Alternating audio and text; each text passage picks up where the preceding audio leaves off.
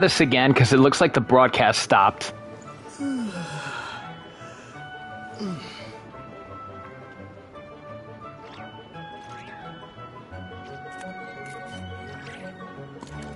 Let me see this again. Okay. Yeah, the broadcast ended up stopping.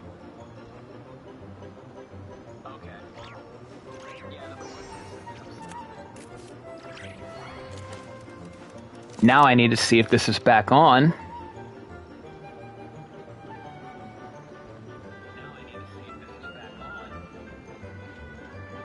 Let me just do another mic check real quick.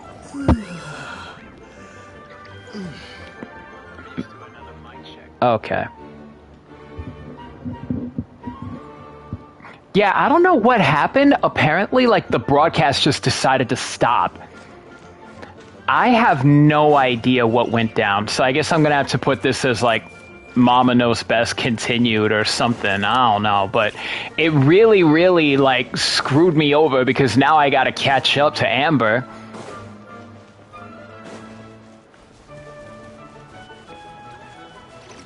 Here they come! Positions, everyone! Well, it's not the first time it's happened. Like, it happened before when I was playing Zenless. So this is where the chase ends this time. Wait a minute. This isn't what their hideout looked like. It's at least a few times bigger. Yes. I remember it being much more run down. This place has far more structural appeal. The Lawrence clan lived here for a time, but this doesn't look like their handiwork. And I know for sure it's not the work of the Knights. Wait, the Lawrence clan? Oh god, don't tell me Eula's in on this. Must be a bit of creative license on the part of our dear mages then. Alice said the original was too run down and didn't fit her aesthetic taste. Alice was literally like, nah, not the right feng shui. So we repurposed some assets from the Golden Apple Archipelago. As you can imagine, Alice has always been a go big or go home kind of person. Yeah, this is go big, all right. Still, our mission remains the same. We're here to get back the Holy Lyre. Yeah, and this time we have a whole bunch of people to help us. Not just you, Luke. Should be a total piece of cake.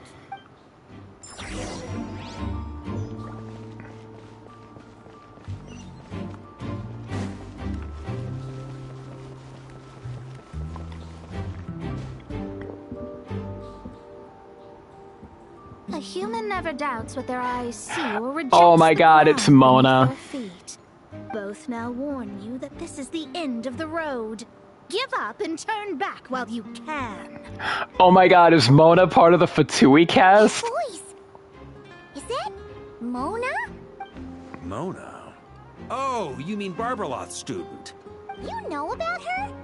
But Mona came to Mondstadt after your expedition left. Well, I had regular contact with the Hexen Circle, so her name came up now and then. The whole thing about her messing up and being too afraid to go back? Yeah, I know that too. What? He knows her secret! How? No one in the Hexen Circle should know about that. For real? Sorry, but I'm pretty sure all the mages know. All of them? Oh my god. I'm afraid so. Oh, except Rhindaughter, I suppose. Fine. That's just fine. It's not like the old hag's gonna come find me in Mondstadt to settle the score, right? Anyway, how do we cross? I'm not telling. She Come on, knows. don't take it out on us. Oh god. Not. This is unrelated. Besides, I'm playing a fatus whose job it is to issue riddles. You can't just ask me for the answer. All right. Almost forgot about that. If you want the answer, think back to what I said at the beginning.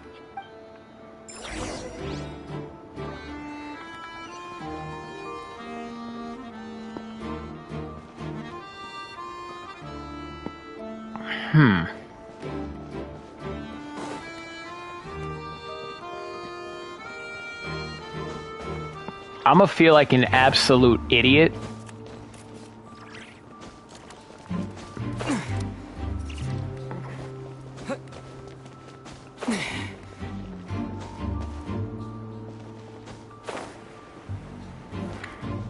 Alice? I mean, Nicole? Mona's riddle was as follows.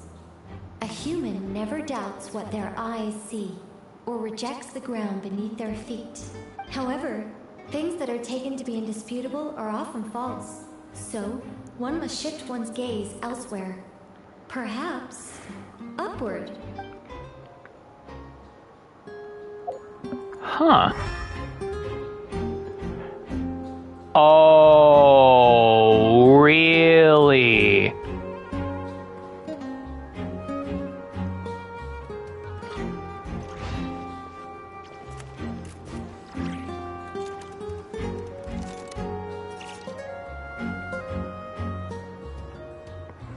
Can't go. Oh?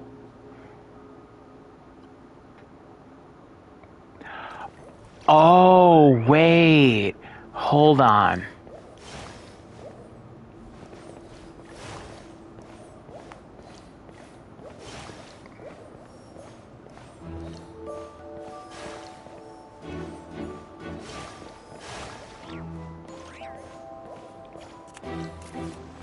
No! Oh, I fell to my death. No. I had it. Oh, sweet. It's already like that. Okay.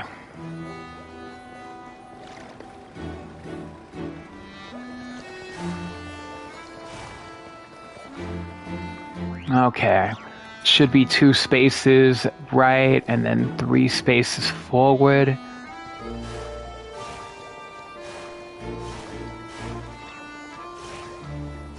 Well, there we go. Nice! We made it!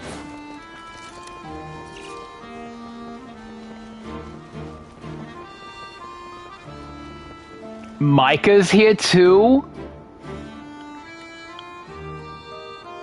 Looks like Mika's guarding this spot. Oh, Mika. I keep saying Micah. Oh, hey. It's been a while. Hello, Grandmaster. Hello, everyone. No. Wait, my line... how did you get in here? I would think you have bigger concerns right now. Tell us where to find the lyre. It's locked in the back room, but good luck getting in there. 3 crests are needed to enter, and each one is guarded by a Fatus. Wait, but in real life, we only needed 1 key. Yes, but there are 3 locations to visit. If there was only 1 key to be found, there's a good chance the encounters set up at the other 2 locations would go to waste. All our actors worked so hard to memorize their lines. It would be a shame if their part got skipped over. A fair point. They're playing through the story just like us, after all. To be honest, when I first read my lines, I was kind of confused at how I just give up the intel without a fight. But when I actually had to stand up against all of you, it made sense. I mean, Mr. Diluc practically had me in a cold sweat. Really? I only had 1 line. Aha! Yet in a game of cards, it's the ones that remain unturned that strike the greatest fear in your opponent. The same principle applies here. That's right. And I've been told you have quite a few tricks up your sleeve, Mr. Diluc. Anyway, you can head in now. Everyone should be ready. One moment. We can't quite end it like this. I believe you have 1 more line, Mika.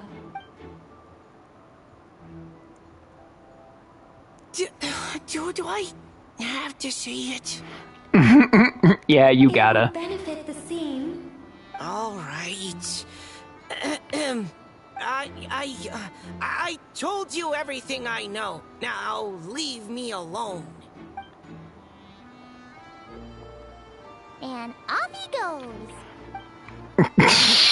Oh my god. Alrighty. Find 3 crests. Okay.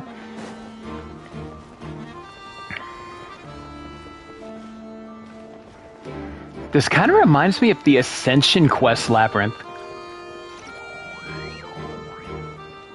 Oh my god, is that Bennett? Looks like we were followed. Guess Mondstadt's elite aren't to be underestimated, huh? Stand aside.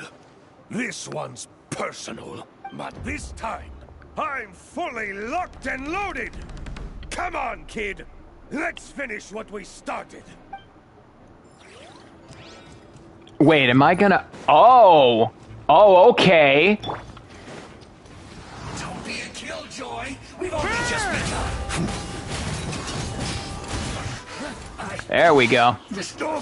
Okay. You win.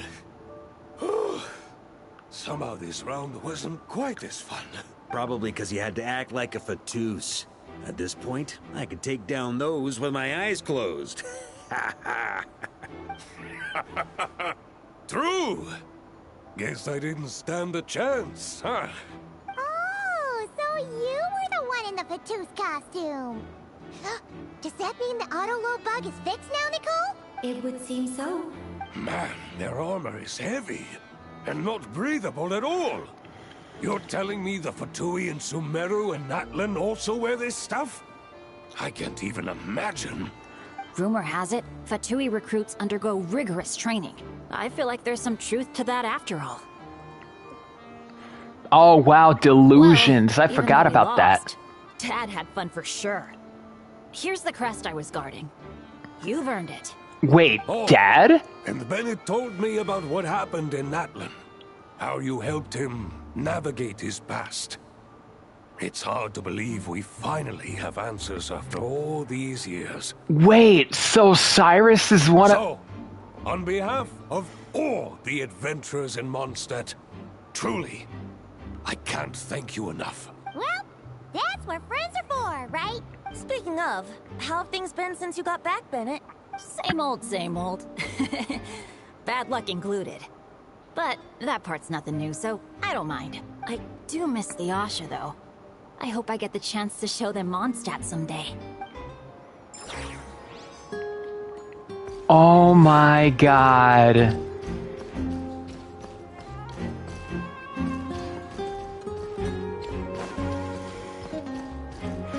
Oh my god, we finally meet Cyrus. Maybe I already met Cyrus but didn't know about him. The Fatoose up ahead values wealth above all else. No bargaining chip is off the table. Luckily, I've prepared a negotiation multi-tool for this situation. Don't forget to take it with you. Okay. Oh my god, of course it would be Mona. Wait, Mona? Again? What? The more roles you play, the more you get paid. That's what Alice said. I was hoping to do even more than this, but it is what it is. Anyway, the crest is with me. All I need to know is how much you're willing to cough up to get it. Let's talk business, shall we?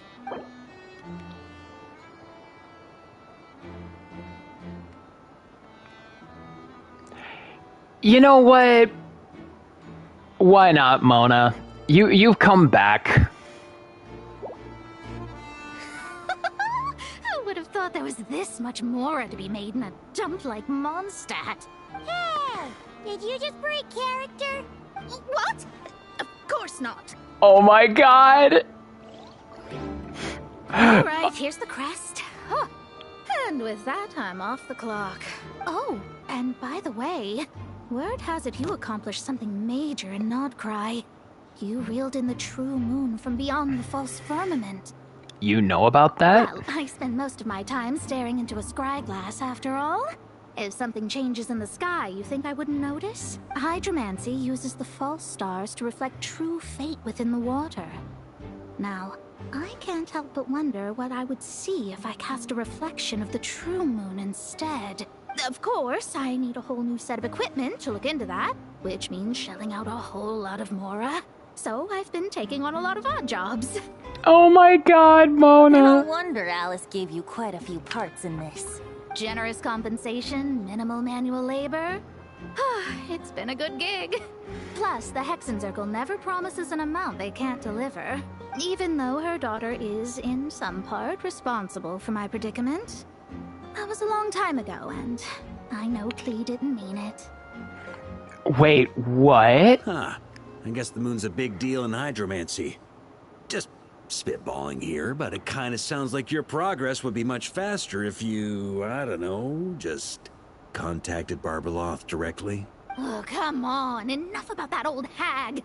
You're doing this on purpose, aren't you?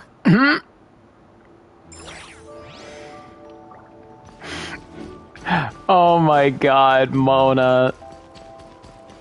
Alrighty. Last one should be this way, right? No, that's... Oh. I went way past. Oh, there you are. The Fatus up ahead is a pragmatist. You might have a chance to avoid conflict if you obtain the other crests first. Well, it's a good thing I did just that. The road ahead is almost completely blocked. Looks like this person isn't taking visitors. Yes, we'll just have to be careful. We need that crest.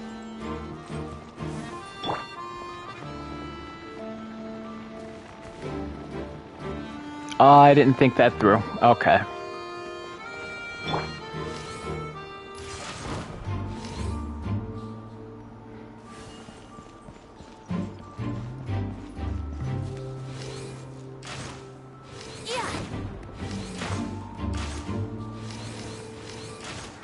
Oh wow, even without the charge, he still does his... Oh my god, it's Durin.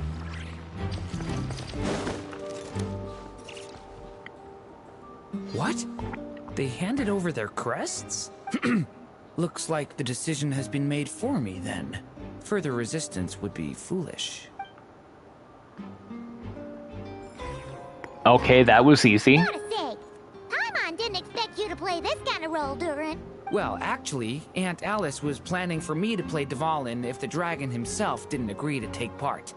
That was the backup plan. Apparently, there's a spell like the one used to make Simulanka that could change me back into an evil dragon. That does not sound like a good idea. I have to agree. That sounds like a disaster waiting to happen.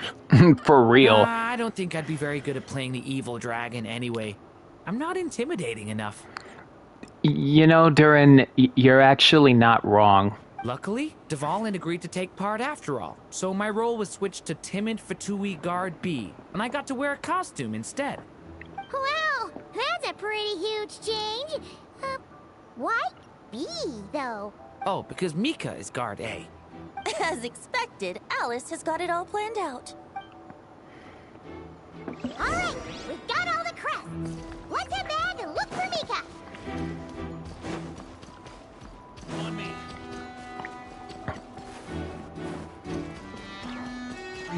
Alright, Mika, I got all the crests. Let's see where Fischl's at. Mika! We have the crests! All right. This elevator's a bit complicated to operate, so Miss Nicole asked me to help activate it. Just one moment.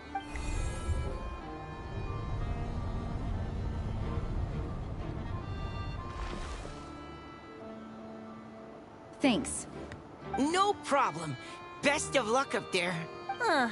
I don't remember Fatui being this nice. Where's the fun in that? Of course you want to make things difficult. Come on, let's get out of here.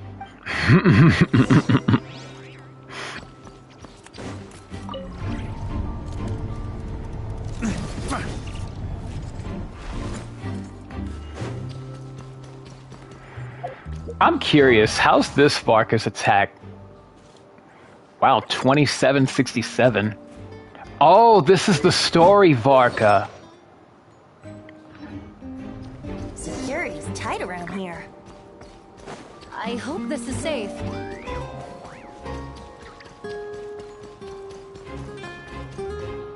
Alright, Fischl. The Holy Liar! Here it is! Wait, but Paimon remembers something about a...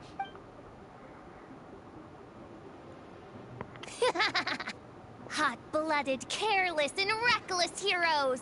Despair, for you have stepped into my trap! Oh, here we go. Wait, what? All it did was lock the liar up? You're surprised by your own trap? Well, I wasn't the one who designed it. All Alice said was that activating it would turn the tables. I see. That checks out. They laugh as if they already know what is to transpire. I do not have a good feeling about this. Allow me to clarify before we proceed. How was it that the lyre was retrieved back then? From what I've heard, the Fatui agent guarding this place was given a thorough beating, and then the lock opened. Uh-oh. Oh, here we go. So then, I'm the one who walked into the trap? Do not despair, mein Fräulein. Miss Alice provided us with backup, did she not? We are not entirely outmatched. 'Tis true. Though thine Prinzessin stands on the cusp of defeat, courage has not yet failed her. Let this be our last stand. Come forth, my loyal servants. Smite all who stand against us. We're really doing this. We're actually doing this. Look, the ravens get confused if they don't hit anyone. Now's your chance. Group 2, reinforce.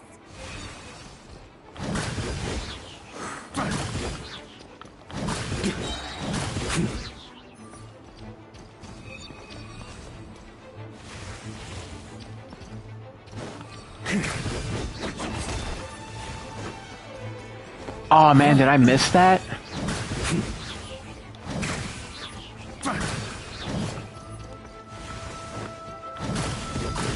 On me. Group 3, Group 4. Oh, forget it. All of you, attack at once. Oh my god.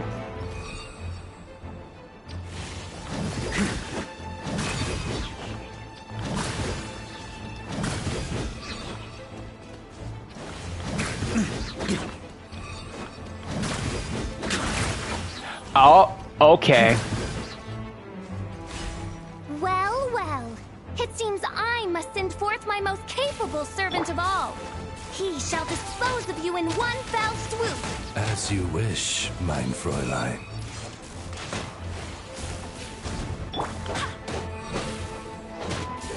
Wind, hear me. Go as one.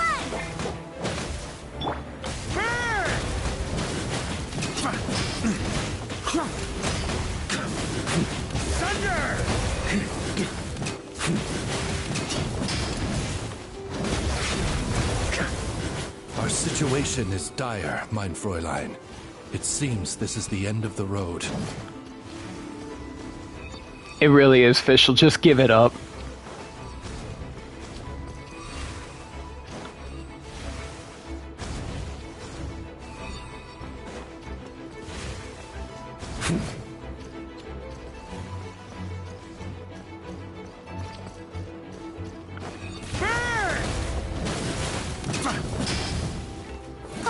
All right.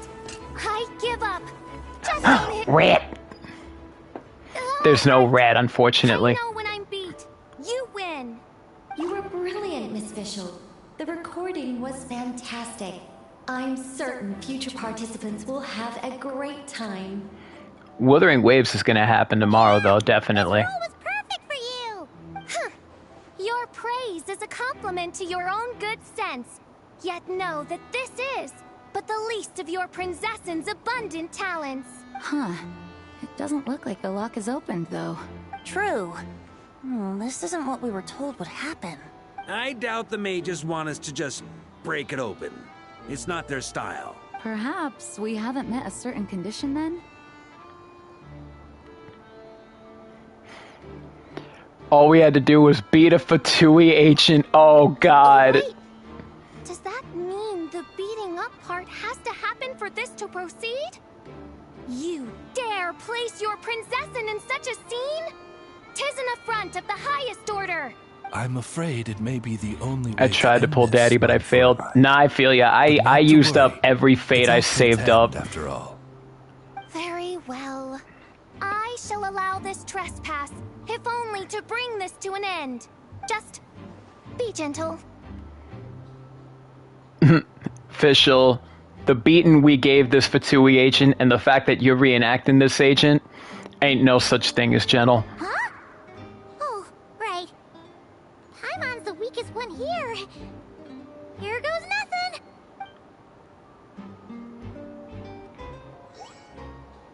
Oh my god, she just gave her a little boop on the nose. It's open. Oh no, but Celeste, I did get enough for a 10 pull, and it was enough to get his weapon. Miss Alice does love to tease, doesn't she? Congratulations on obtaining the Holy Lyre der Himmel. That's a wrap for now. I also did his weapon quest. Yeah, I also did his weapon quest so I can get the alt weapon skin, and it looks so good. So good. Wow! This is quite the gathering. And do you smell that? Is that the secret menu Barker was talking about? Oh, Paimon's stomach has been rumbling this whole time, so she's gonna dig in. Don't forget to grab some food before it's all gone, okay? Oh, hello. Did you need something? Just notice you seem a lot more relaxed, Jean. You know, we often threw banquets like this when I was little. But then, as more and more of our ranks left on expeditions and I was left in charge, the number of celebrations decreased. Now, seeing a gathering like this after all this time, I can't help but feel a bit regretful for not keeping up the tradition. Everyone leads in their own way. Well said, traveler. Barbara? I need you, Jean, or your daddy. To be fair, Celeste, to be real, I found out Varka's not actually Jean's father. You told me you wanted the expedition members to feel at home. But in my eyes, the feeling of home isn't something you can force. Home is what happens when we're all together like this. I thought Varka may have adopted Jean, but no, actually no. You know what? I've been coming to the same conclusion. The location isn't the most important factor. No matter how far we get from Mondstadt, home is wherever we're together. You deserve to enjoy it too, Jean. I appreciate the kind words, you two. I will do just that. Make sure to do the same, traveler. It's not often you get to make it back here.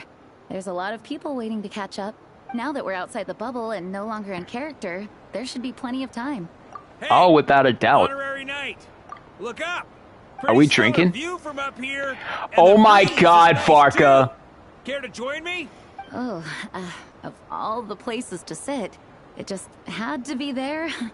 Varka, really? Well, to each their own, I suppose. Just be careful on the way up, traveler.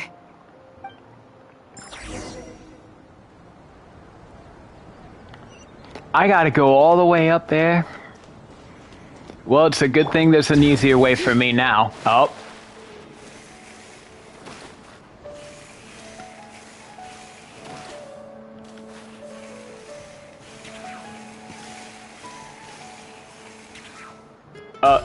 Or not.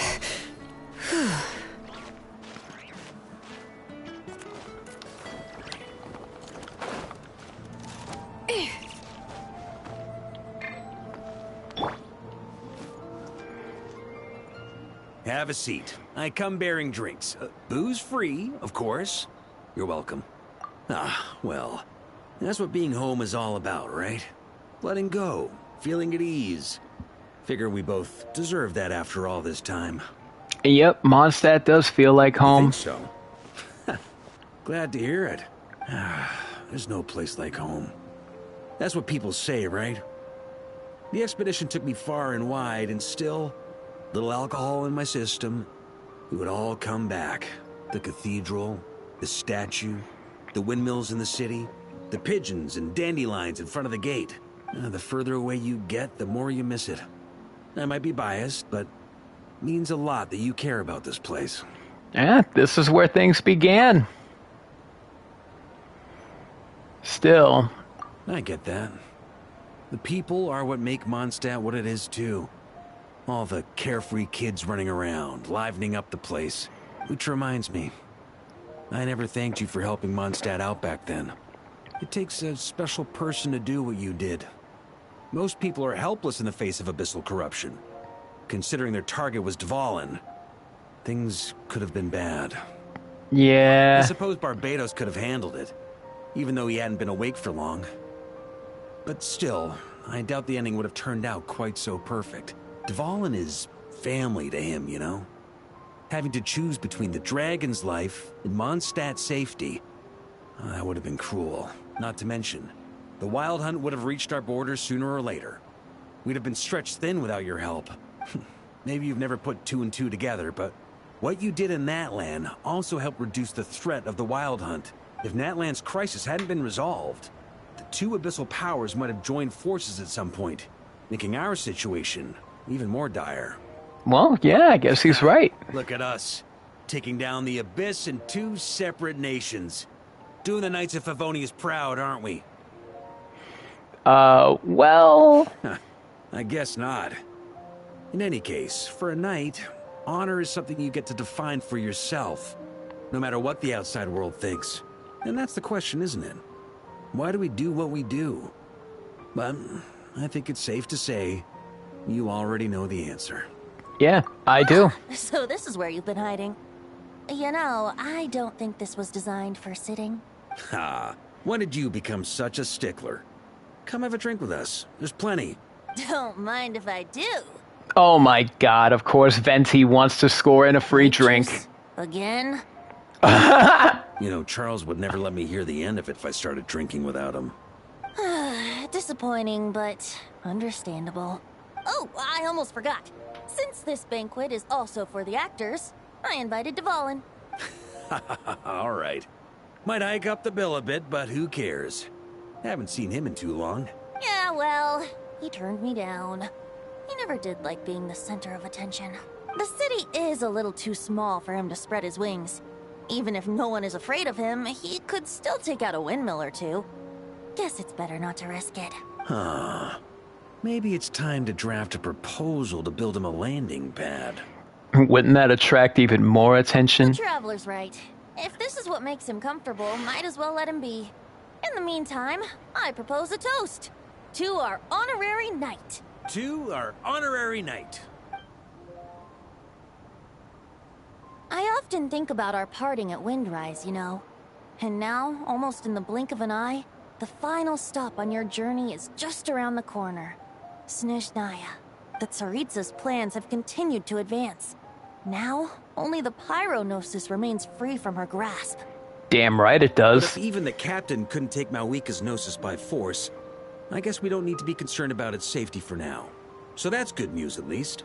You wouldn't be taking a dig at someone else's ability to hold on to their Gnosis, now would you, Grandmaster? Haha, of course not. I'm not one to rub salt in old wounds. Her harbingers do often tend to take a rather extreme approach. Just look at Child or Signora. But we would be mistaken to ignore the fact that Signora did not win the Geonosis using force. Right. You told me about the contract Morax signed with her before his death. You're saying she didn't need to resort to violence in Mondstadt either? That's right. If she was able to provide a reason convincing enough to persuade Morax, she could have persuaded me no problem. I suppose she just didn't think there was a reason to negotiate. I had just woken up, so I must not have seemed like much of a threat. Honestly, the Gnosis was of no use to me. I didn't care who it belonged to or what means were used to take it. I just knew if I fought her in that moment, the cathedral, perhaps even the entire city, might have become collateral damage. Wait, so Venti held back on purpose? True. I wouldn't put it past Signora to take civilians as hostages either.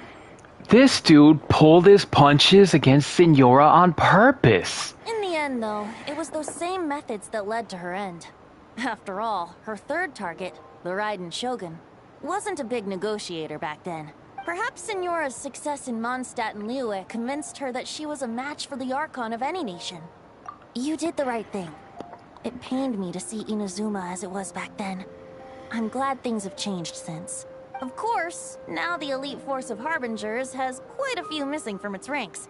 So I suspect the Tsaritsa no longer has the means to meddle in other nations like she used to. Who knows? Perhaps a chance to formally meet her in Snezhnaya might come sooner than we think. Some of our knights remain stationed in Not Cry.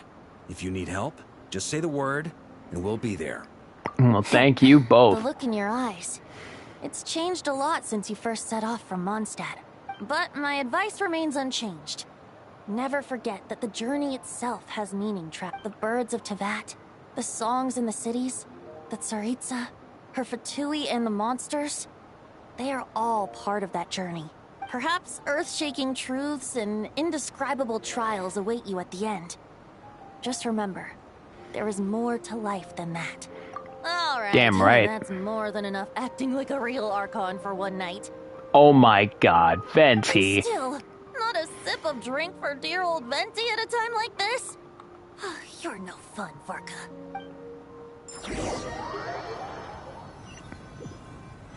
Okay. Dun dun dun! Dun dun dun! Oh my god, here it is!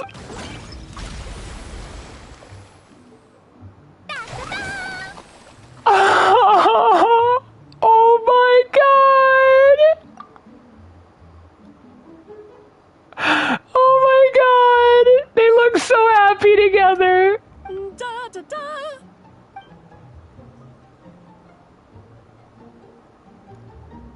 This is so fun, Mom! I think so too. Come on, let's blow them all up. Oh my god, Alice! When can I play with the magic toy you made me? Very soon, darling. In fact, it should be ready tomorrow. I just know you're going to love it. Yay! Can we play together? Why, of course. We'll have ourselves a splendid time. Oh my god, Alice, you are such a mom!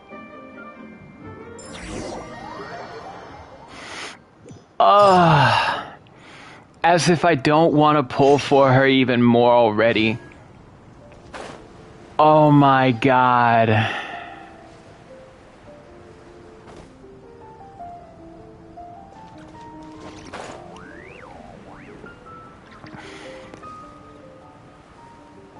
Alright, well, let's see about getting some more of the side stuff out of the way.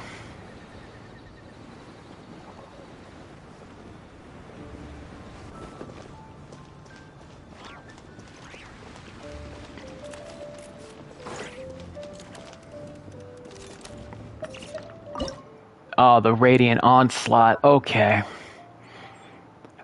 Triggers an explosion after hitting the first opponent, dealing true damage to nearby opponents. Oh god, not Lunar Crystallize. Oh, okay. Deep breaths, I can do this. Let's see. Let's see. I have to think this very carefully.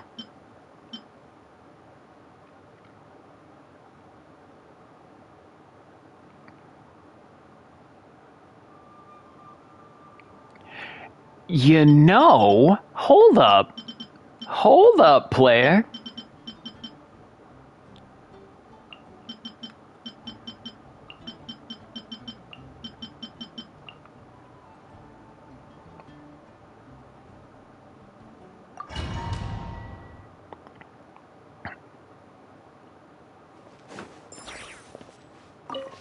Illusion shattered.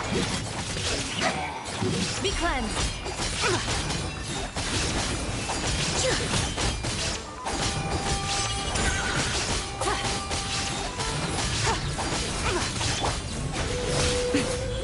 Emerge. Right here. Go get him, Aiden!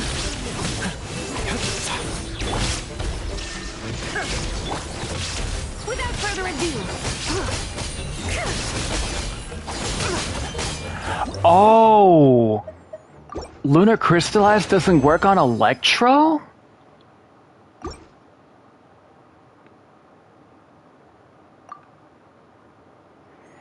Well, there goes my plan.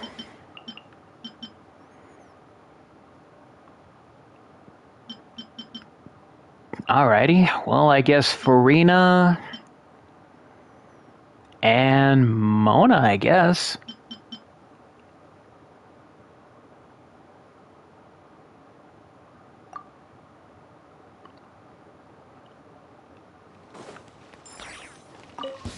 Yeah. Strike a pop! Be cleansed! Arrogant and presumptuous!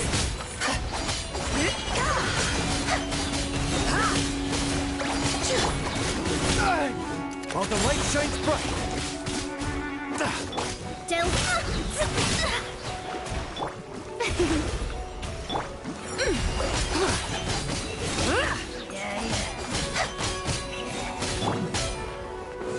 Decided by destiny.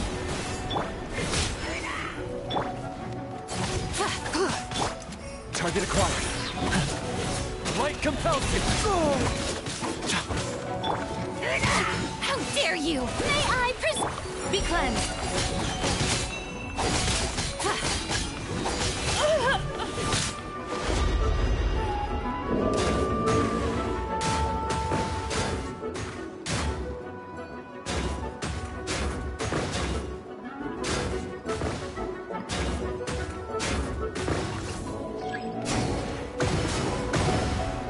Oh!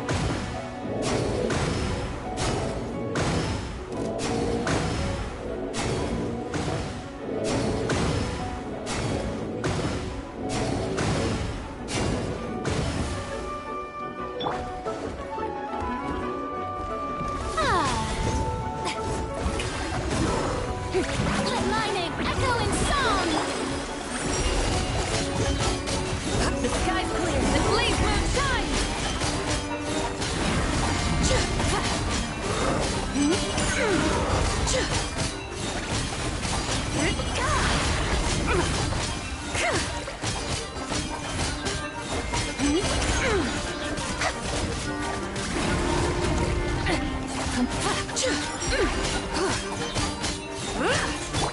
Shower me with praise! God, shadow of darkness. Let me scribe, written in the stars. Lofty wisdom will show us the way!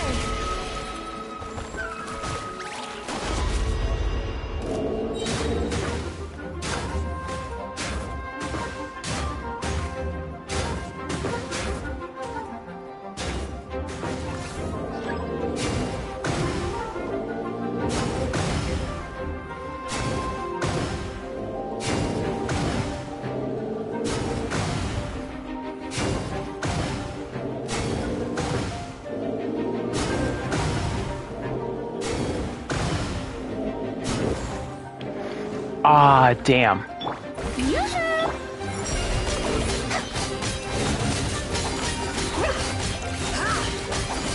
Divine light, shield them!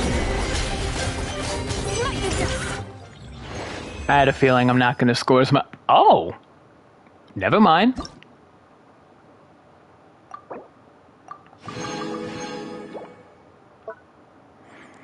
Okay, pierces through multiple opponents, dealing damage to all targets in a straight line. Okay. Trigger frozen reaction? Oh. Oh. I know what I'm doing.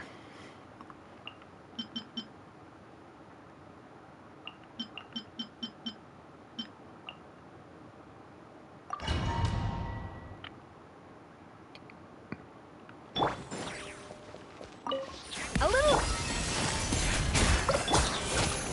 Shower me with praise! Mine to wield.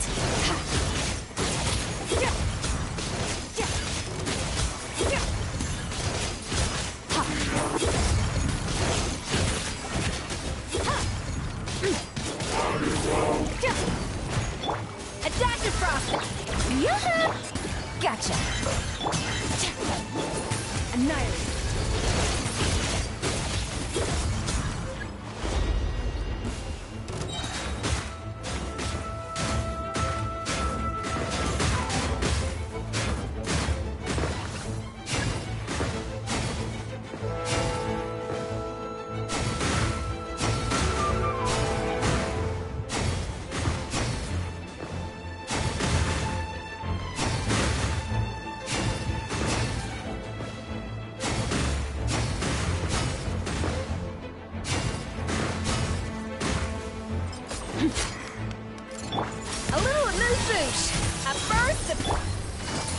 Quietly now. Here comes the catch. Extinguish. Mine to wield.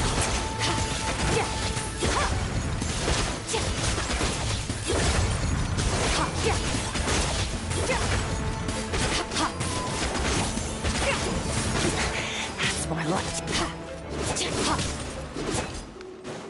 merciless. Another star goes out. Strike a pop. A dash of frosting.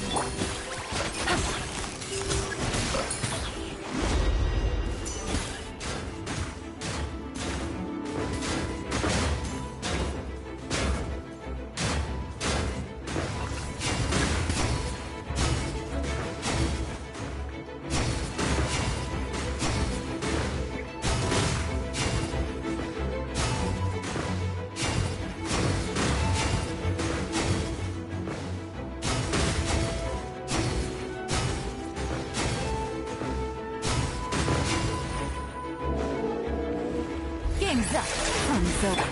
Off to the... Yoo-hoo! Goose on the loose! Annihilate. Oh my god, I love doing this method.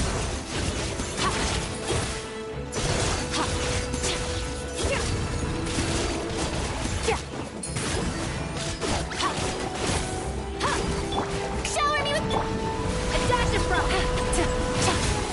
Busted.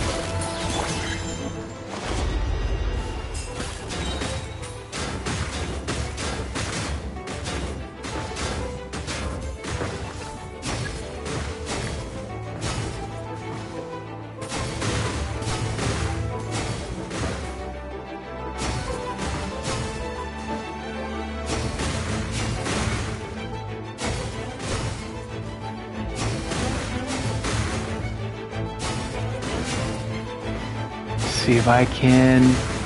Oh, perfect! A burst of flavor. A little... Oh god, nobody can tell me I do not know how to play cryo characters.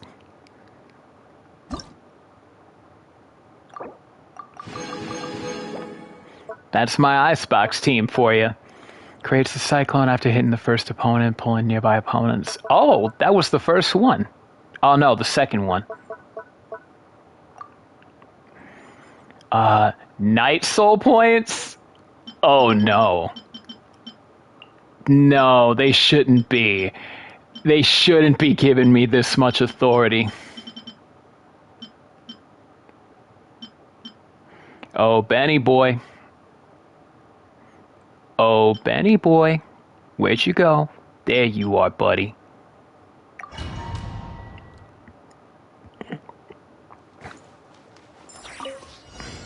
Fulfill our path.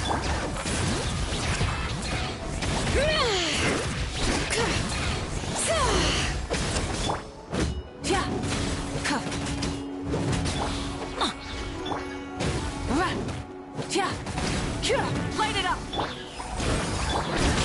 Oh, I ain't dying on this one. Wrath from the sky.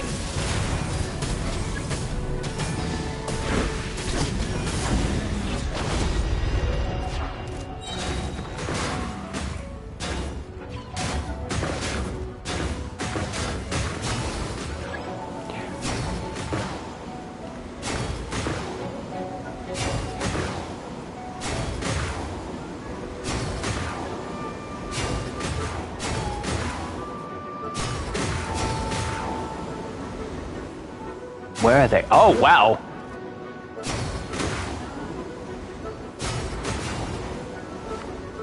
Rise, show no mercy. Bring it.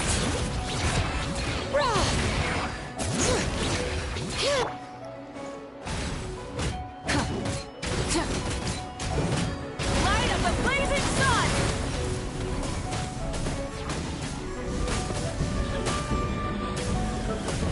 Incinerate. Fulfill our path.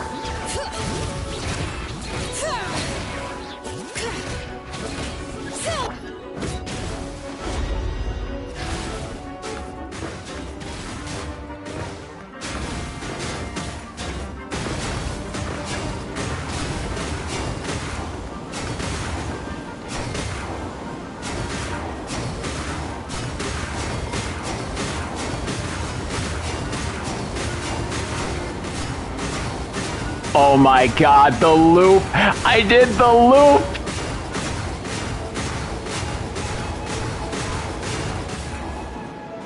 Burn it! Show no mercy! Bring it!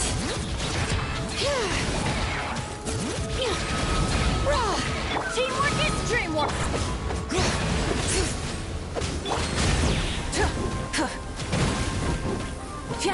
Rise with us! Fulfill our path!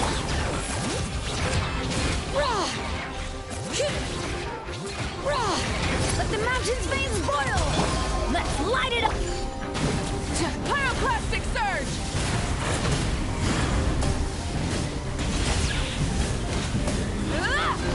Oh god, let's go, dude.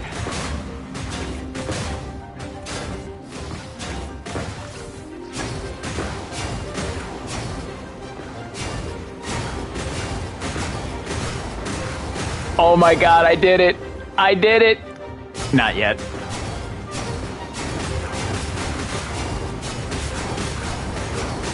There we go.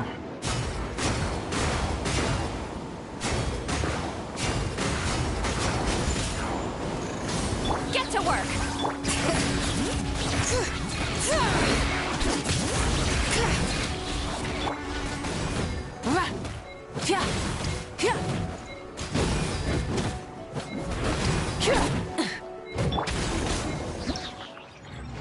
Alright, what's the one on that one? Oh, see.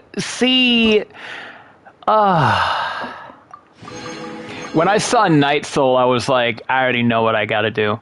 Okay, triggers an explosion after hitting the first opponent, dealing true damage. Okay.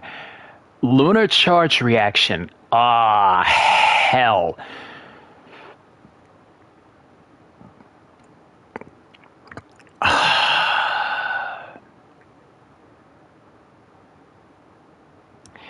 This is going to be a problem.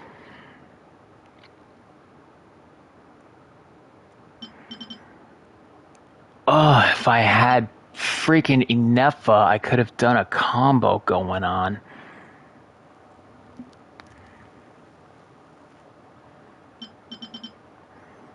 All right, hold on.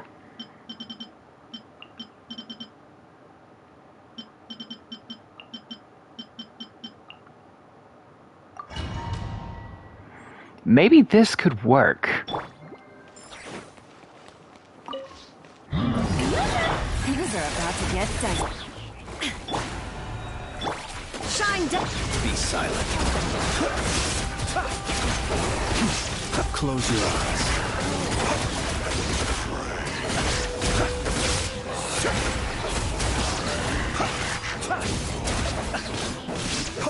The night cometh.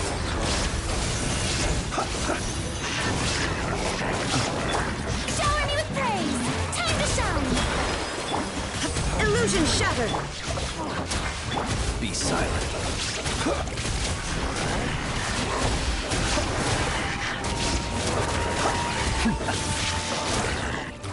Okay, maybe I got it.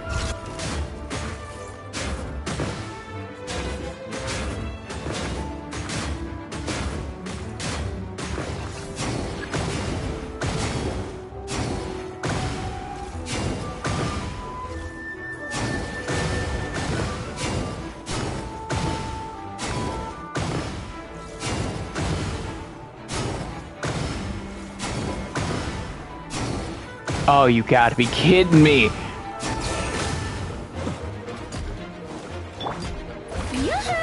Let the world collide! There is no escape. Here comes the catch. Close your eyes. Be silent.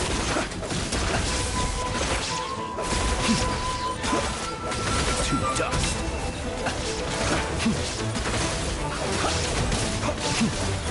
Observe. See. Oh no! Graveyard.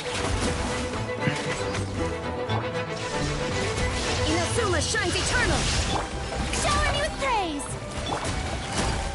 Quietly now. Okay, maybe there's a chance. Maybe there's a chance.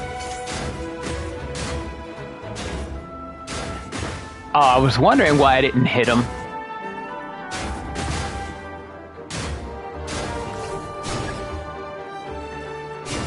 Oh my god, the anxiety hit me hard, yo.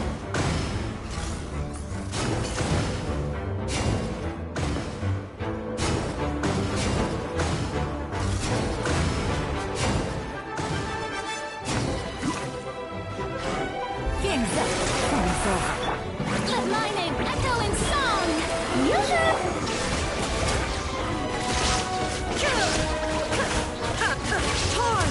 Wait, can I still do Lunar Charge with Raiden? Ain't no way. Illusion shattered!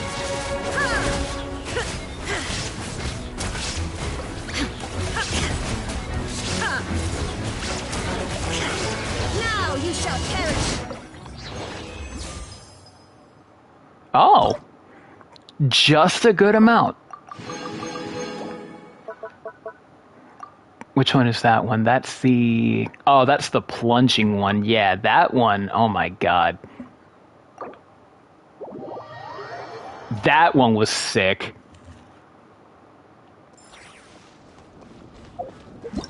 Do I have enough for that weapon? Oh my god, I'm close to it. Really? Alright, let's see what this flight stage is again. I like the flight one.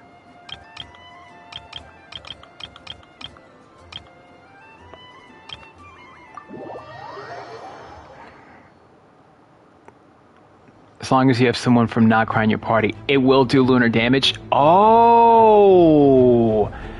Oh, sick!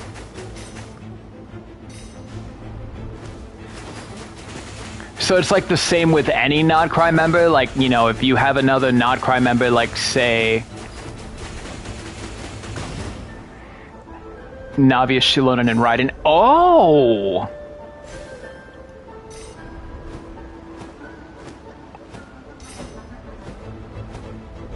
I actually had no idea. I thought you needed 2 Nocry members for that.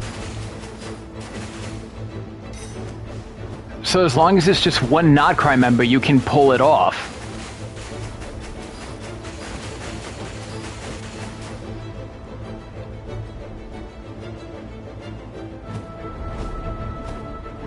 Dang, that's pretty sick.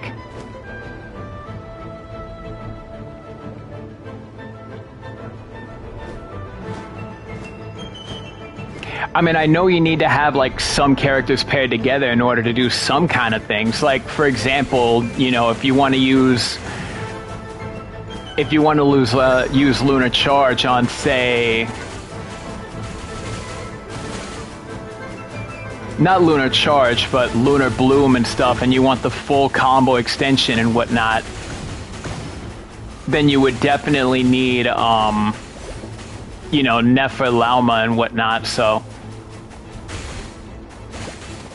Oh my god, I got like a flame shield going on. I swear to god, this is like playing the Raiden games.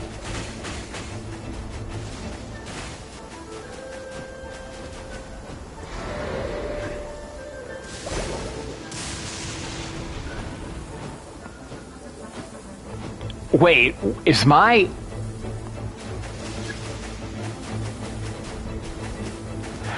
Oh no. Oh no, my stuff is in reverse. I got inverted. Oh no.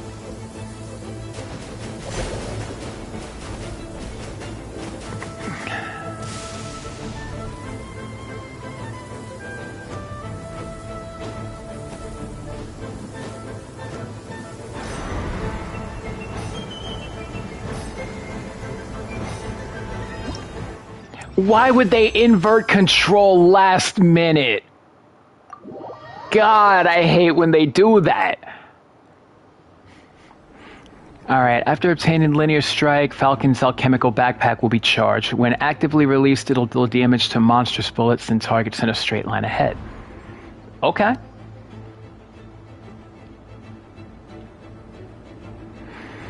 I'll get inverted. Really?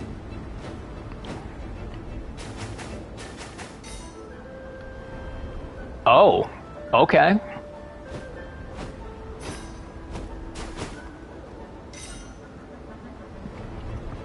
Oh my god, this takes me back to like the golden age of Star Fox.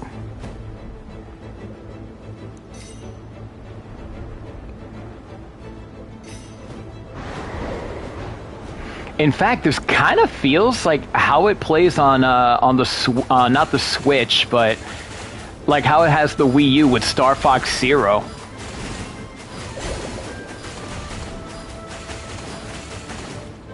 Because, like, you would have to invert the stick anyway to do some crazy shenanigans in Star Fox Zero.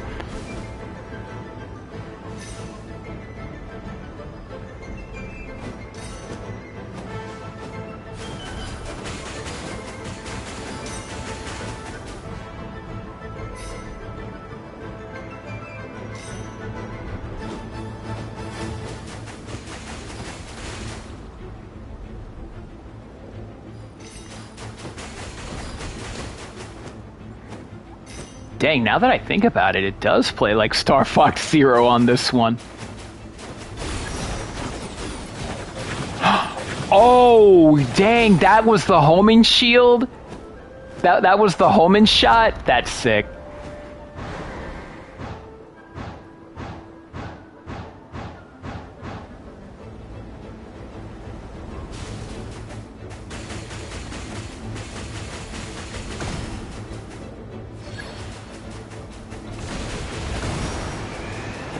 That's the linear strike? Oh!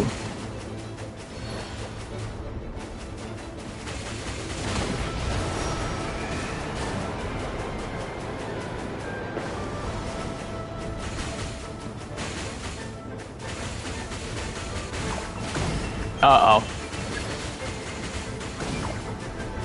I'll hold on to that one real quick.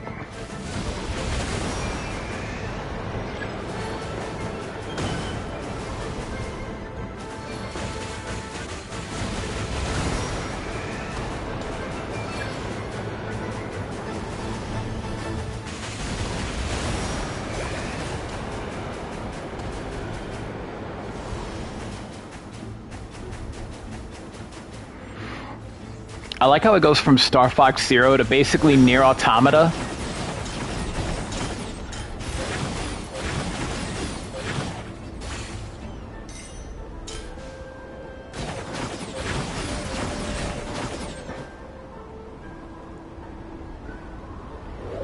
Paimon gets it now. Numbers aren't key here.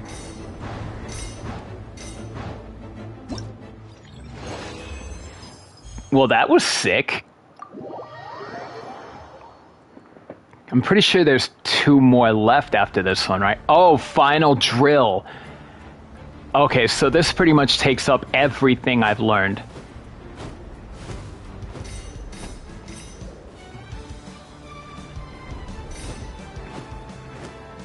Alright, let's see if I...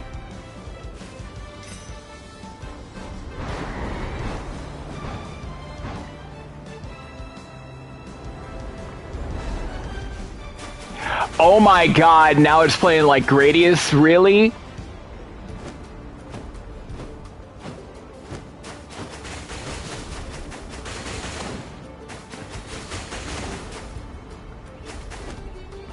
Look at me mentioning 2 old school games that the people watching probably have no idea.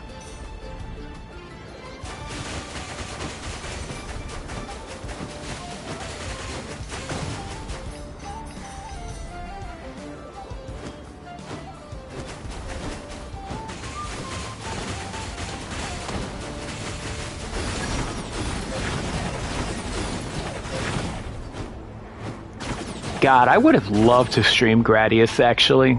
If only I could. Technically, I could with the Konami Shoot 'em Up collection, but it doesn't have all of the Gradius games. Like, you have Gradius 1 through 5, you have Gradius Gaiden. Then you have its spin-off games like Nemesis, Life Force, Salamander, Salamander 2, and then Salamander 3.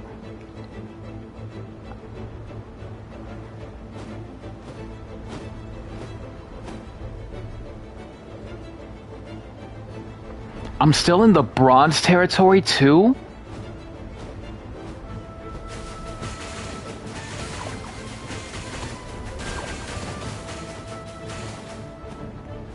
Alright, get that health upgrade.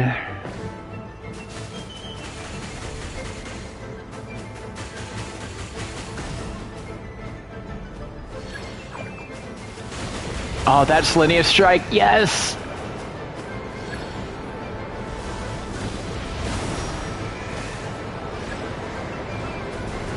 Oh, Cyclone Shield, let's go, baby!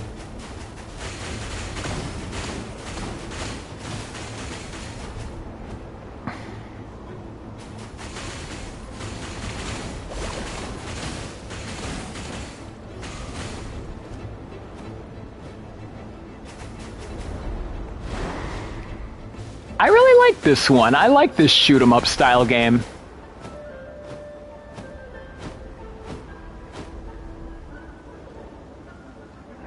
I hope Hoyo can, like, make this part a thing, really.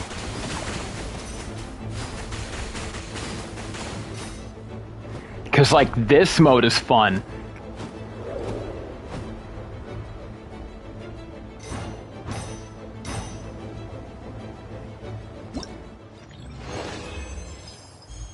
Oh, damn right.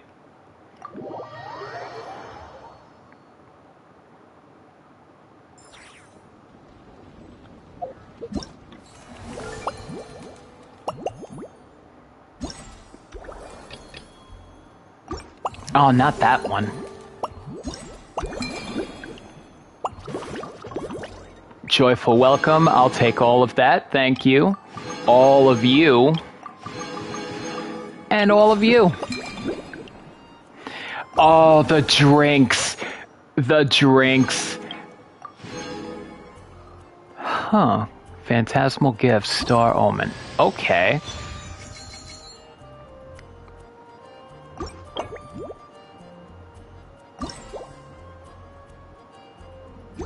Huh. I gotta see this real quick.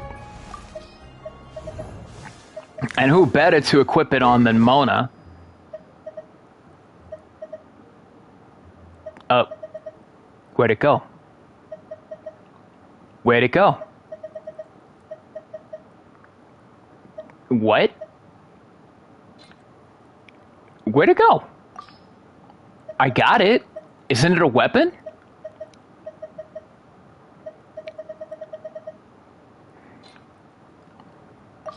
Maybe sucrose?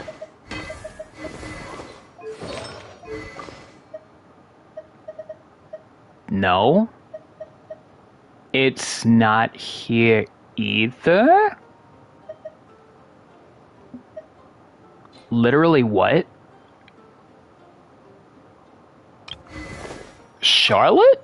It's not a weapon, it's probably an accessory. That's so weird. How is it not a... They always do event dress in... Are you for real?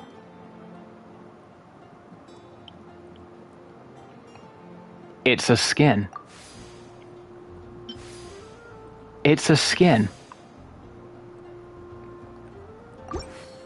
Hoyo, you had... Hoyo, you're about to get ready to drop Nicole. You do an event that has both Nicole and Alice mentioned. And you make it a weapon skin, not an actual Scryglass weapon?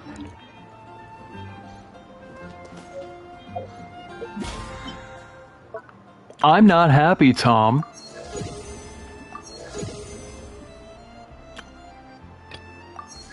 Oh wow, it counted as domain challenges? I mean, I guess, but... Okay. I guess I'll make some drinks. Wait, the final one? Not yet unlocked. Oh, God. A visiting perfumer from a faraway land. Was that just a skin? Yeah, it's just a skin. Like, look, I can put it on Citlali as well. Yo, that actually looks pretty good on her, I ain't gonna lie. That color's pretty nice. But, like, it's a weapon skin. Like, Hoyo really... I can understand 4-star invite characters, you know, like with Lantern Rite and stuff, and even with Windbloom, you have something like that, you know. Other Windbloom stuff, you have like, you know, 4-star event weapons and whatnot, you know. Different events, you have different event weapons. And the fact that Nicole is about to be dropped, that looked like a straight up weapon that could have went perfect for her.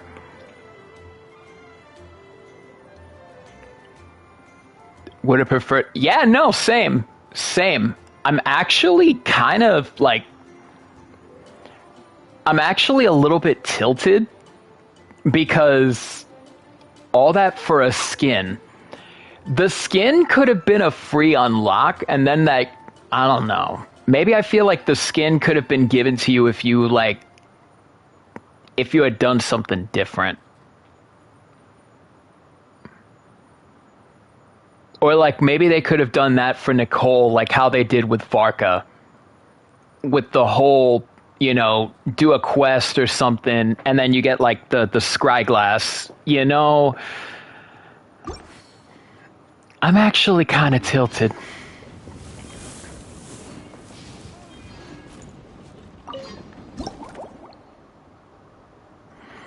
Alright, well, I guess I'll go start mixing. Perfumer from a faraway land. That's definitely...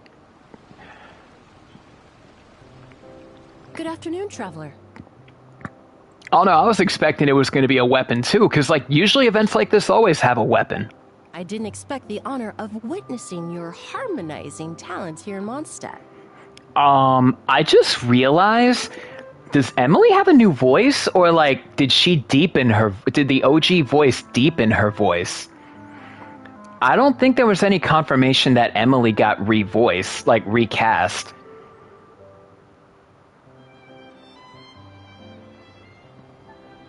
Like her voice is a lot deeper now. Both, actually.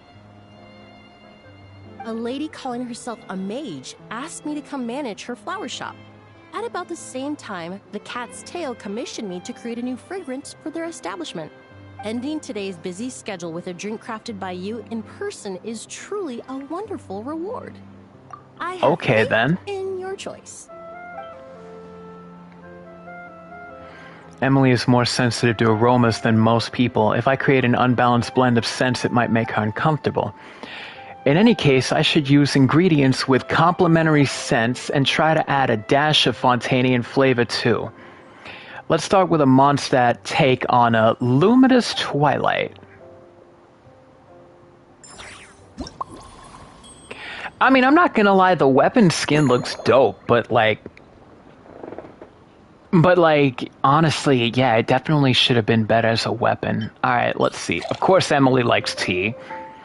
We need to get fermented juice. And then we need to add mint. Yo, why does that actually sound pretty tasty? I've never had the idea of mixing juice and tea. Unless it was maybe say raspberry tea with like cranberry juice or something, you know?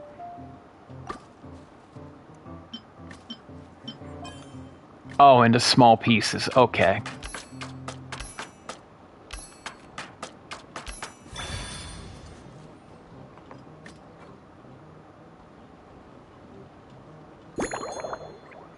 Shake gently now.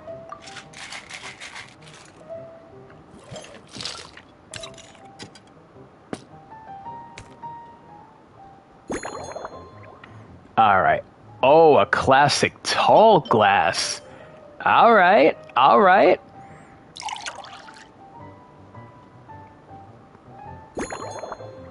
Oh, with a Valberry garnish. That looks nice. Ooh, a refined cocktail from Fontaine that has been described by drinkers as capturing the warm glow of sunset over Luminous Harbor. Rumor has it you can still order this gem from the hidden menu at the Rusty Rudder, though it's rare for the bartender to recreate its original flavor perfectly. Care to give this a try, Miss Emily? Your artistry is truly a pleasure to watch.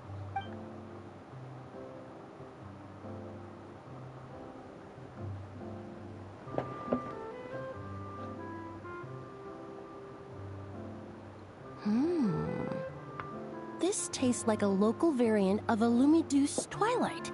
Am I right?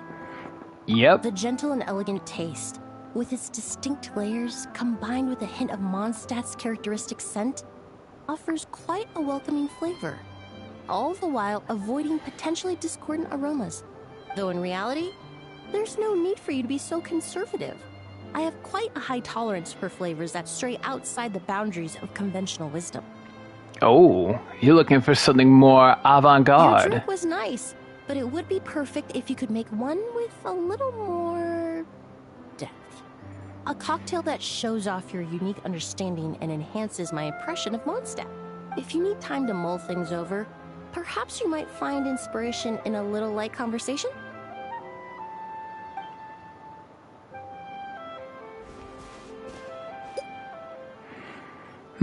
Okay, work progress? Oh, thank you for asking. It's been going well, though this trip to Mondstadt has presented some unexpected challenges. When I first got here, I hear it. I hear it. Yeah, she's still the same. Human senses to identify promising local ingredients from the Mondstadt region. To my surprise, my trial fragrance, which used valberry as the primary note, proved far too sweet in the context of a tavern, relaxing people so much that they ended up feeling drowsy.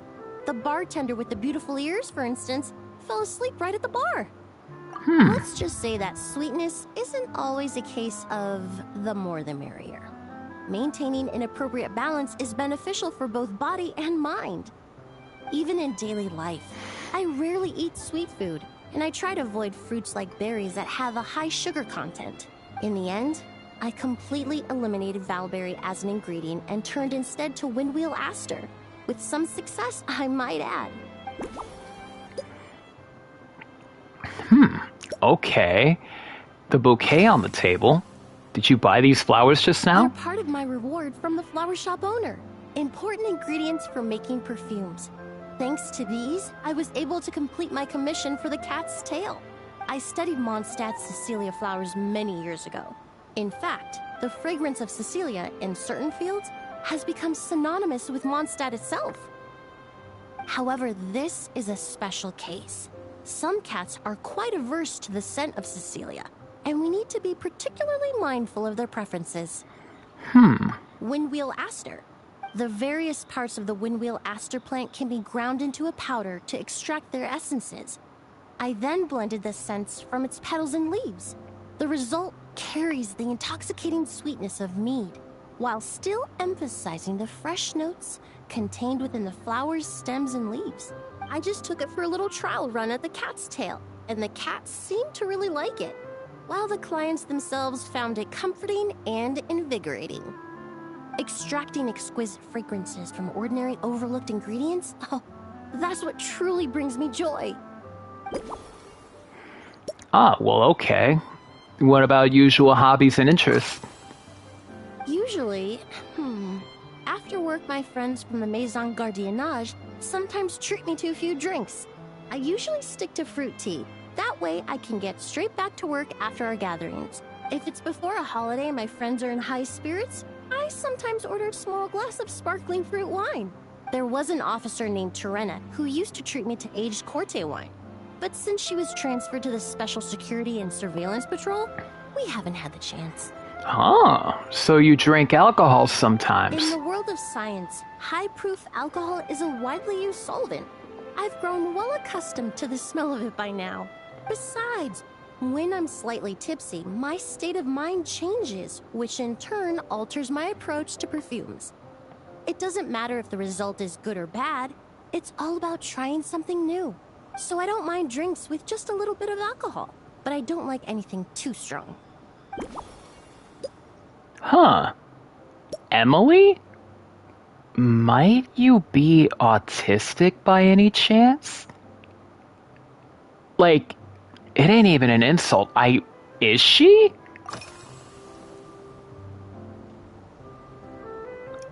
The way how she tends to work differently when she's drunk. Like when she's slightly tipsy. It really is. A while earlier, I watched a whole run of fair weather clouds float by, fluffy as pillows. It's not overly humid either, and the wind is gentle too. In such conditions, one's sense of smell is heightened, but not to an excessive degree. When scents are blended well, they naturally combine with the ambient context, leaving particularly powerful impressions. It seems something similar is true for mixology. As long as you choose a base of appropriate strength, the various flavors will blend seamlessly together. When mixed properly, all the ingredients work as one to create a most wonderful symphony for your taste buds. Yes, that's it. Now I think about it, layering distinct flavors doesn't really suit my personal preferences. Alrighty, time to piece together everything. Alright, Emily created a new fragrance using Windwheel Aster and apparently was quite successful. But what's the best way to incorporate the scent of Windwheel Aster? Let's see. We went from talking about the weather to the best way to blend scents. Emily prefers single, seamlessly integrated scents rather than those with distinct layers. In which case, I'll need to blend each ingredient together thoroughly in her drink. I should shake it a lot harder to make sure the flavors don't separate. Alright, Emily enjoys fruit tea, but she also occasionally drinks alcohol to get a little bit tipsy and spark her inspiration. So I guess I can add a dash of light wine to the base, perhaps something fruity. The sweetness of valberries has added a few complications to Emily's work. Emily believes that too much sweetness may not be a good thing for the human body, which is true. Valberries are also used in Lumidos Twilight. Perhaps I'd better swap them for something else. Maybe... no. Oh, there we go. Windwheel Aster seemed like a good choice to make sure everything blends into one. I should try finely chopping the petals and spreading them across the top. Okay. Oh, I got all of them! Let's do it. I think I know how to improve your drink. Please bear with me a second while I update the recipe. Just from our brief chat, you've already formulated a new concoction. Perhaps you possess a natural talent for this kind of creative work. Alright, back to the bar. Let's do this. Okay, add tea, some fruit wine, fermented juice, and chopped petals.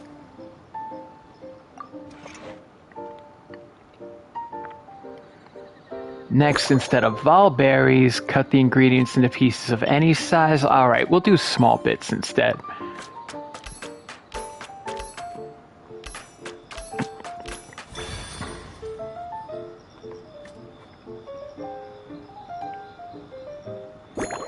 Now we gotta shake properly or vigorously.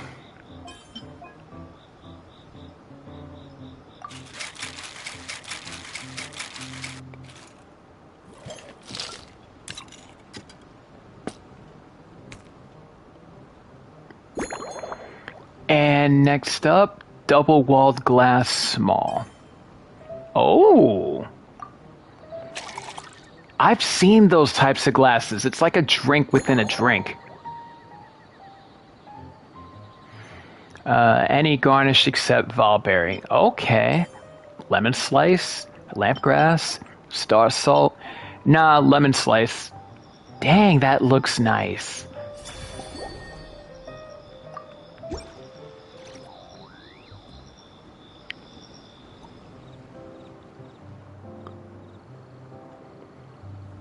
Here you go.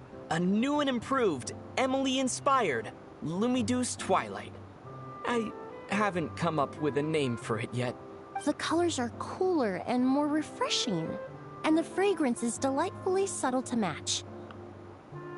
Are these bright specks on the surface the crushed petals and leaves of windwheel asters? Yep. I'm sure it must taste wonderful. Let me try.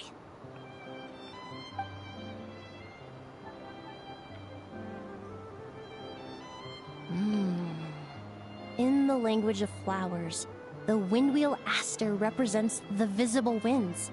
Your cocktail not only captures their form, but also the fragrance they carry. Therefore, I suggest you call this drink Windborne Bouquet. The winds and clouds of Mondstadt swirl together in the glass, leaving behind enchanting traces of fragrance. Perfect name from a master of perfume. Really? Oh, perhaps it's just a habit of my profession. I'm glad you like it. Now it's time to slowly savor this masterpiece.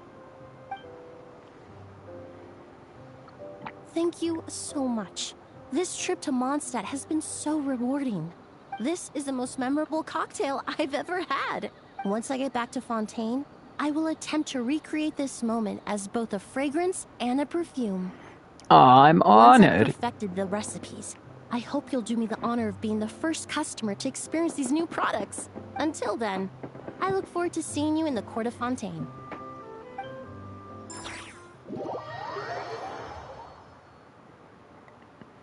Alrighty. Well, that's one.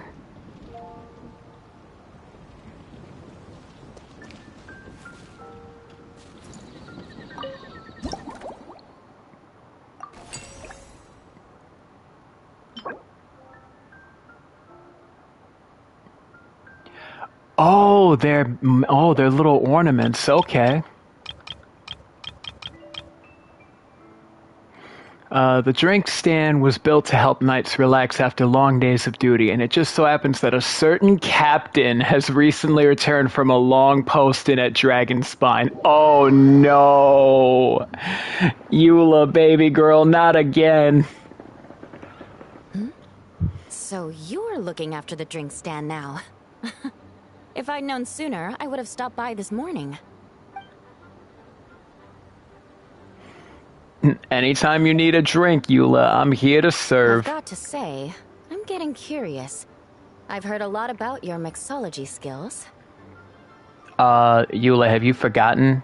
I've made you something before. I wonder what kinds of drinks you can mix with the ingredients Glenfiddich has prepared. I don't have much of a choice. It's just one thing after another right now. First off, the Knights of Favonius annual combat assessment is coming up. And this year, the standards are higher than ever. As the captain of the reconnaissance company, I have to lead by example. At the very least, I need to rank as one of the top 3 captains in the practical portion. So, I've been intensifying my training lately. First time seeing this side of you as a captain. Being a descendant of sinners means I have to work hard to maintain my position. I'll have you know I've never once neglected my duties. Anyway, on top of all that, my duel with Miss Clorand required a lot of focus and energy. Learning how to turn defense into attack and seize the initiative when facing a combined assault from sword and musket. Even now, I'm still chewing through the details. But in the end, the exchange went well, and both parties learned a great deal. Never mind writing reports from 6 different perspectives. I feel like there's enough worth mentioning to write 24 of the things. Sounds like you can do with a very stiff drink. Sounds like you can do with something to replenish your energy. Oh, I sure could. Anything that'll perk me up would be welcome. I'll leave the details to you. Alright, given Eula's current condition, it might be a good idea to mix her a twinkling starlight. Oh, man. Alright, so we need some fruit wine, fizzy water, and we need to add wolf hook.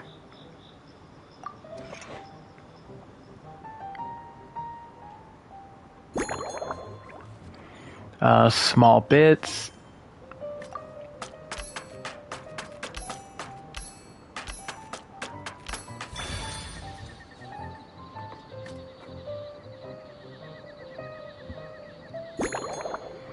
Oh, we need to shake hard for this one.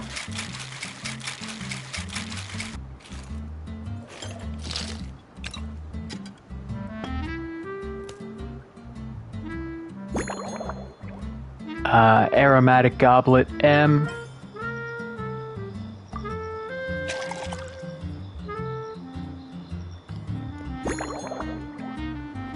And we need star salt.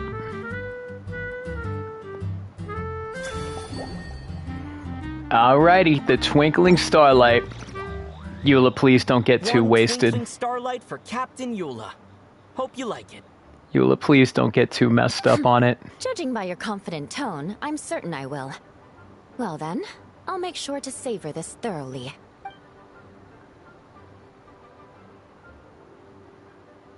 Huh. Not bad. Sweet and tingly, with a delightful airiness. The fizzy water really brings it to life. I suddenly feel full of vim and vigor. But just one glass doesn't quite scratch the itch. How about something with a bit more bite? Oh, a bit more bite, she says. Not strong enough for you? Don't hold back. You don't need to worry about putting me on the floor with nothing but a couple of drinks. Well, let's chat while I decide.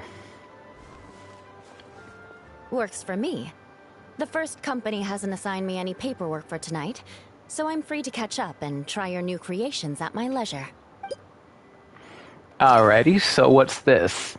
That bottle you're carrying, is it imported fruit juice? Right. The merchant I got it from called it Romaritime flower fruit extract. It has a very unique smell. Here, have a bottle. Have you been drinking a lot of this lately? Oh, it's a necessary courtesy. In that book Miss Magistus lent me, The Blade Dancer, 20 years on, it says, after a duel, a Fontanian swordsman will politely invite their defeated opponents to a banquet. To properly play host to Miss Clorand, I searched for quite some time to locate a rare goods merchant in Dorman Port who sold this juice. I had my doubts at first, too. But Amber said something that makes a lot of sense. She said that even if this custom doesn't really exist, following it still shows I've made an effort to understand Fontaine's cultural heritage. Besides, who doesn't like trying new things, right? When I gave it to her at our post-training banquet, Miss Clorand really did enjoy this juice. Okay. Eating on duty. What do you usually eat when you're busy? If you want to know what I've been eating recently, I'd better start by mentioning the logistics company's latest revolution. They launched a diet improvement initiative and started distributing a form of standardized canned food to knights operating in the wilderness.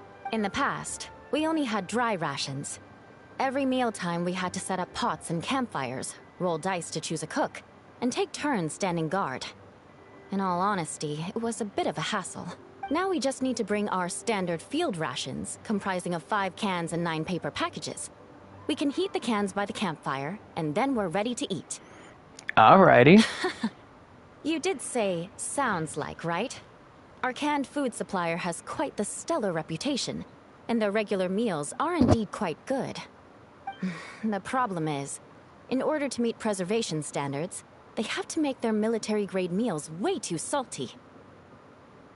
The vice captain of the 5th Company, who has a somewhat dry sense of humor, went so far as to say, this food's bad enough to bring down the wrath of Liyue's stove god. In any case, after eating it for a week, my taste buds have gone completely numb. Oh, God. You can hardly blame the logistics company. After all, it is hard to please everyone. Our feedback has already been submitted, and they should be working on fixing the issue. Of course, having fresh meals prepared in camp by a dedicated company chef is still the best option. Okay. It's been a while since we last saw each other. Have you been stationed near Dragonspine this whole time? Yes, I have. For a while, the situation there was difficult. A gang of outlaw engineers was messing about with some sort of mechanism control technology, attempting to manipulate ruin graders so they could rob merchant caravans. To make matters worse, several veteran knights who had been stationed at Dorman Port were transferred to my squad. And they weren't happy to be taking orders from that Lawrence girl. Uh-oh. Leading them on this mission was quite eventful. It took 3 weeks of stealth operations in the snow, with no fires to keep us warm, before we finally located the enemy's stronghold. Those veteran knights faced the bitter cold and were almost taken down by the enemy's smuggled battle mechs. Fortunately, the battle went our way, and they had no choice but to acknowledge my abilities. Me? I'm completely fine. But thank you for your concern. That smile. That damn smile. It was mentally tiring for sure. But fortunately, the operation wore them down far more than it did me. They won't be questioning my authority again anytime soon. If any new recruits try to make my life difficult, I'll just have my veterans give them a few friendly pointers. I guess you could call them a permanent solution, huh?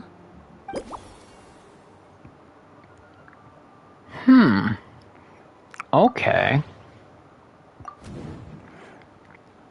With how demanding her duties in Dragonspine have been, Eula probably hasn't had time to fully recover. To help Eula replenish her strength, I can replace the cool-tasting wolf hooks with some warm cocoa.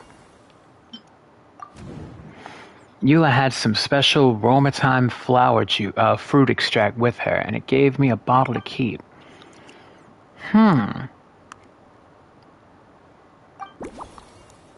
Okay. This latest experience seems to be something worth remembering for Eula. I should find a way to reflect that in her drink.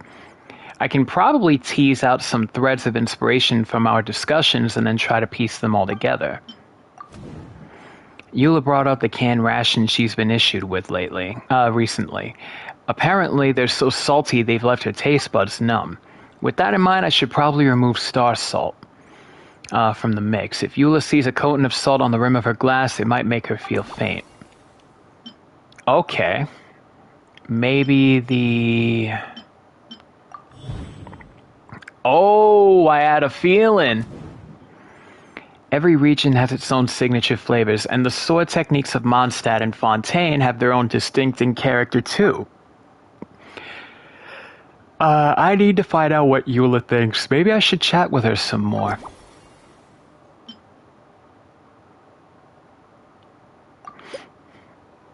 Oh! How do you feel after your contest? Oh my. To be honest, before we crossed swords, I was feeling eager, but also a little nervous. Miss Cloran's combat style comes from the mysterious Marechaussee hunters. In the library, there are some old Fontainian newspapers from hundreds of years ago that give some idea of how formidable an organization it was. A more recent newspaper claimed that Miss Cloran was an orphan from an underwater kingdom, and that before battle she would perform rituals inviting spirits to possess her sword. Certainly, from my own experiences, Miss Cloran's abilities more than match those descriptions. Incorporating elements of swordsmanship into a drink? Huh. Certainly a creative idea, I'll give you that. A commemorative cocktail at a time like this sounds nice, but... how do you plan to express something like swordsmanship with a drink? From what I've seen, Fontainian fighters armed with rapiers excel at thrusting attacks. They put a high price on precision and sustained pressure. That definitely matches the description I read in that book. If I were to compare them to a drink, I'd say they're like coffee, bullfruit ice wine, or Mondstadt fruit wine. They may not overwhelm your senses, but they refuse to fade away. In fact, the first drink you tried had a fruit wine base. That's right. You really know your stuff. I doubt there's anyone else in all of Tevat who could come up with such a perfect metaphor.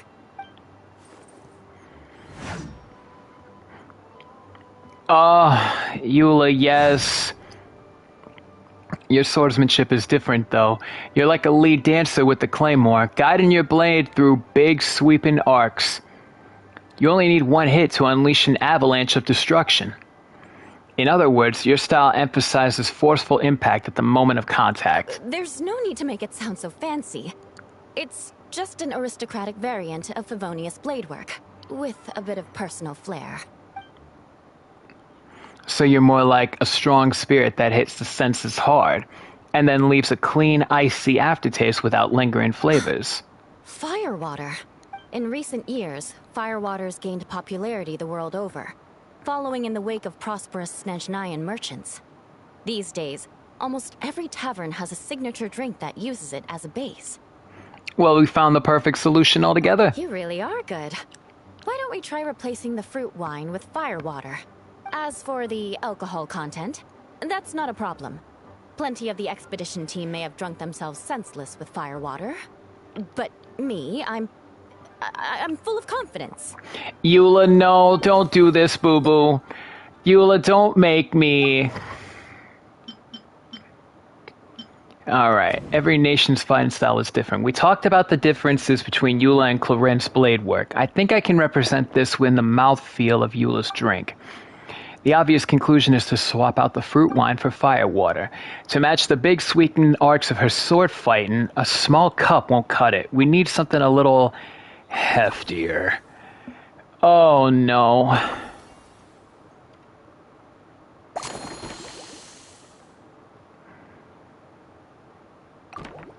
Alrighty. I think that's all I need. I know exactly how to prepare your next cocktail. Brilliant. I'm looking forward to seeing how you do.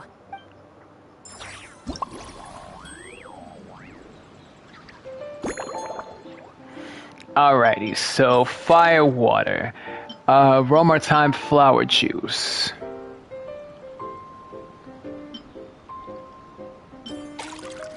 and then cocoa.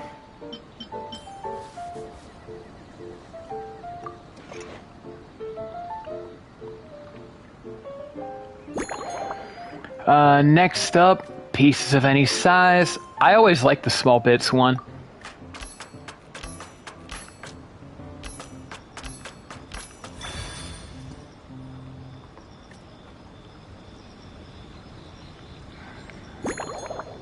And then next up, shake hard.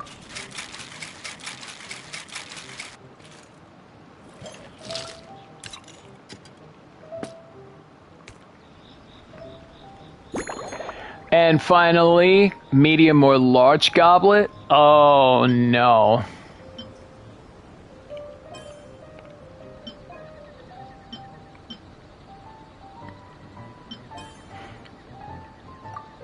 I don't want to get her too plastered.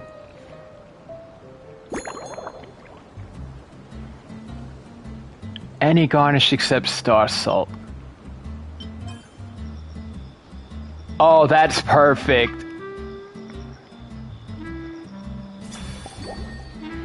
Seafoam sword song. Here's your all-new Seafoam Sword Song, mixed to meet your personal preferences. Oh my, what beautiful colors. And you even added my Romaritime flower fruit extract. The aroma is perfect, and I can smell the alcohol, but it doesn't stifle the fruity fragrance. Let's see how it tastes. Oh no, she's gonna get fully plastered. Give me a moment to come up with the right words. I need to think carefully. I know it's unbecoming of a lady, and a proper connoisseur would savor their drink slowly. But I'm sorry, this is just too good to be true. Eula, no, don't tell me you're an alcoholic. Can you mix me another? How many do you want? 2, 3? It's no problem for me. Feel free to order as many as you like. Oh my god, we're enabling her! And so Eula lost in front... Oh no. Oh, no, what was I going to say? I've completely lost my train of thought. Oh no, Eula, my drunken baby girl. Whatever. I feel fantastic. This cocktail... Oh, it's the best I've ever had. I think I'm gonna head home and get some sleep. Maybe I should have gone easier with the firewater. Don't worry about me. This is the happiest tipsy I've been in years. I'm still far from being drunk. By the time I've written up those reports for my exchange with Miss Clarend, I'll have been on duty for 3 months straight. Oh my god, Eula! The acting grandmaster. Isn't it about time she gave me some time off? I won't be forgetting this injustice in a hurry. You mark my words. Oh my god, Eula. Oh. Oh my god, my poor drunken ice wife.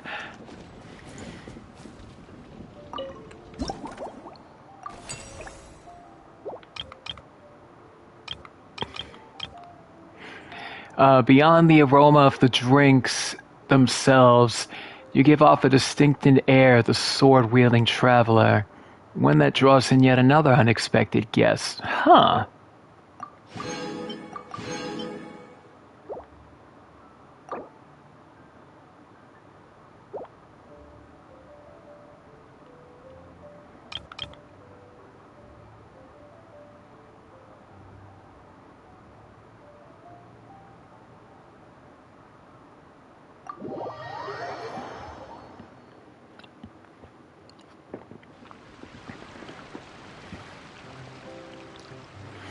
Oh, is that Clorin now? Confirmed.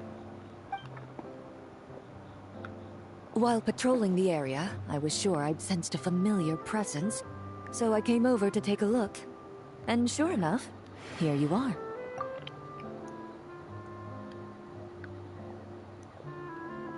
If Miss Charlotte were to see you like this, I'm guessing she'd take 100 pictures and write up a report.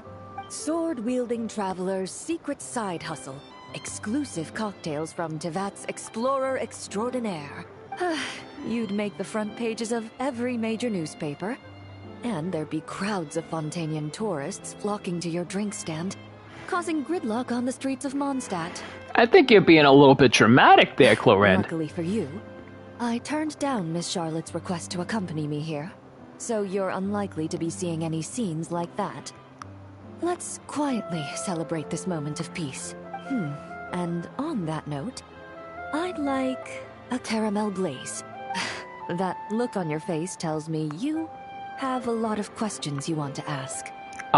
You can drink while we chat. And effortless. I'm shocked to learn you're a real pro at this sort of thing.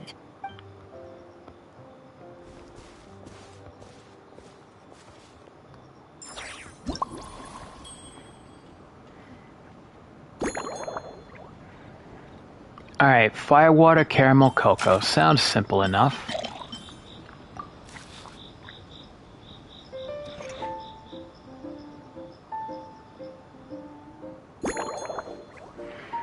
Alright, small pieces. Yep.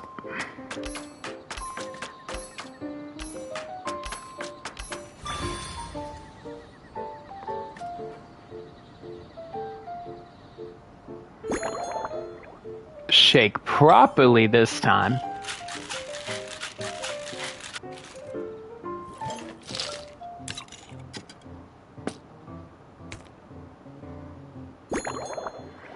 All right, Master's Goblet Large.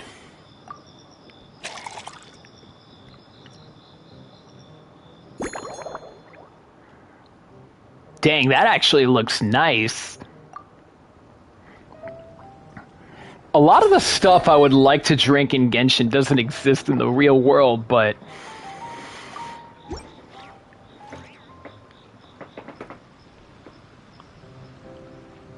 Your caramel blaze is ready. Try not to drink it all in one go. It sure lives up to its name. The color reminds me of a raging fire, while that aroma really hits you head on.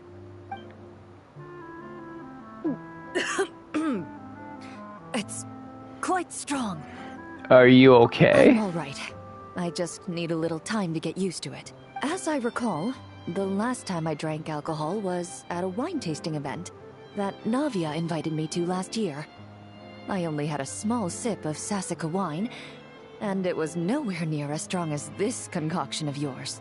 So you basically don't drink at all? From a purely rational perspective, alcohol can cause dizziness and impair one's ability to work. So it's best avoided altogether.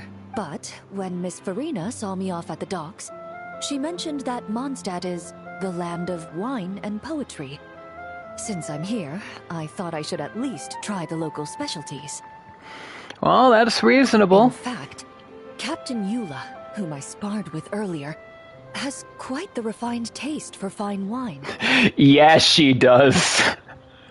I got her so tipped up, and I feel so bad for it. She even gifted me a bottle of Romaritime flower fruit extract, which is no longer produced in Fontaine, and can now only be found overseas. Out of the utmost respect for her skills, I feel compelled to deepen my knowledge of Mondstadt's wines. I truly appreciate all the trouble you're going to.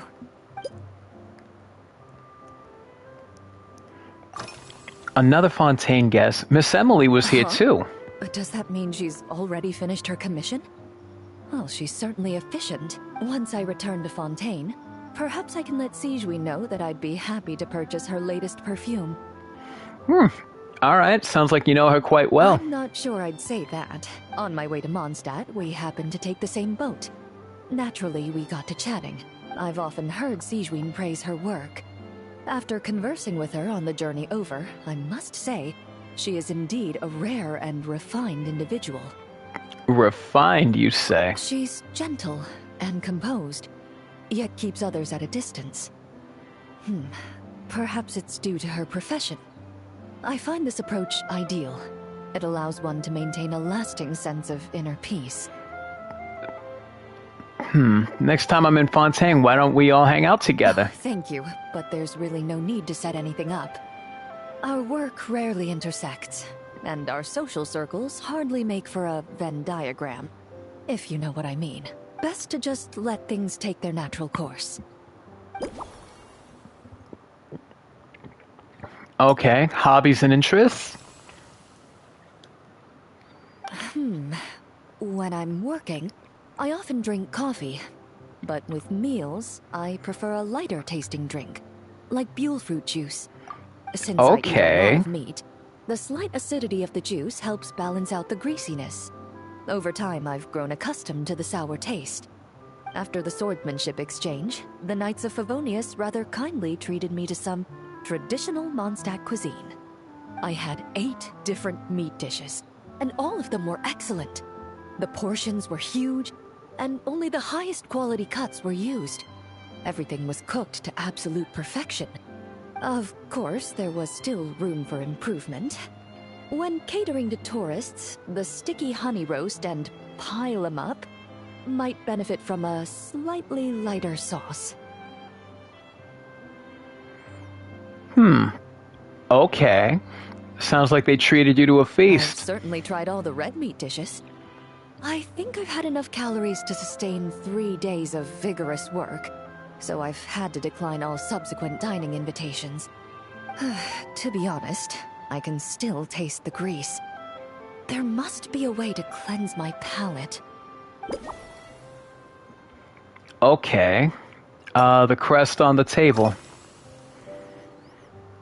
Is that a gift from the Knights? Indeed it is. The Knights codenamed Hazelnut 3 and Hazelnut 5 gave me this crest. I must say, it's exquisite. They told me the design has only just been finalized. Apparently, it's only presented to important guests. They said they're making a badge for you, too, but it hasn't been finished yet. Hazelnut. Oh, yeah. You're not wrong. I guess it's similar to how I can't remember the name of every clerk in the Palais Mermonia. But I'm certain you'll get to know them in time. They're clearly seasoned veterans. Even though they work desk jobs, they still turn up in full armor. After handling my affairs, they headed to the tavern for a gathering, saying they wanted to continue last night's duel and determine who had the highest alcohol tolerance. Drinking barrels of beer the night before, yet being able to work with clear minds the next day.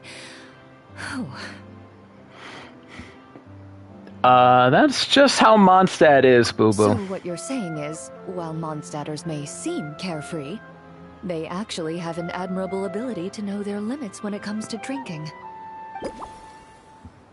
Yeah, basically. And now for the Mondstadt scenery.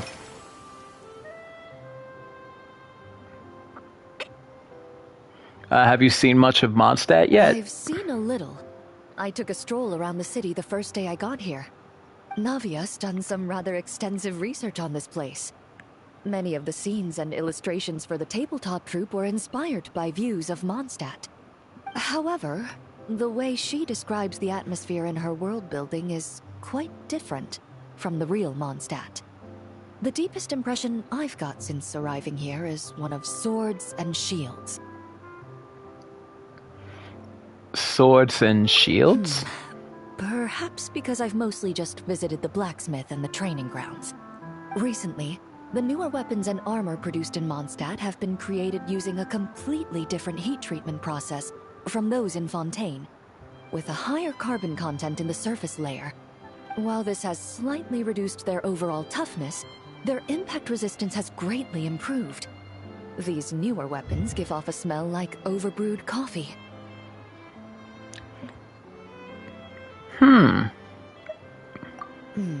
Perhaps it's because that scent gave me such a positive first impression. You see, Fontaine's signature metalwork is often coated with a protective agent that contains Marcotte. Over time, the faint fragrance becomes overly sweet. And for some reason, it makes my teeth feel funny. I don't imagine the scent of Mondstadt's swords and shields would cause the same level of irritation. Well, I've definitely learned something new today. Of course, there is a solution to this problem. The next time you find yourself in Fontaine, there's another protective agent I can recommend. One that's as neutral as water, without any excess fragrance. If you also dislike being bombarded with sweetness, this protective agent should suit you well.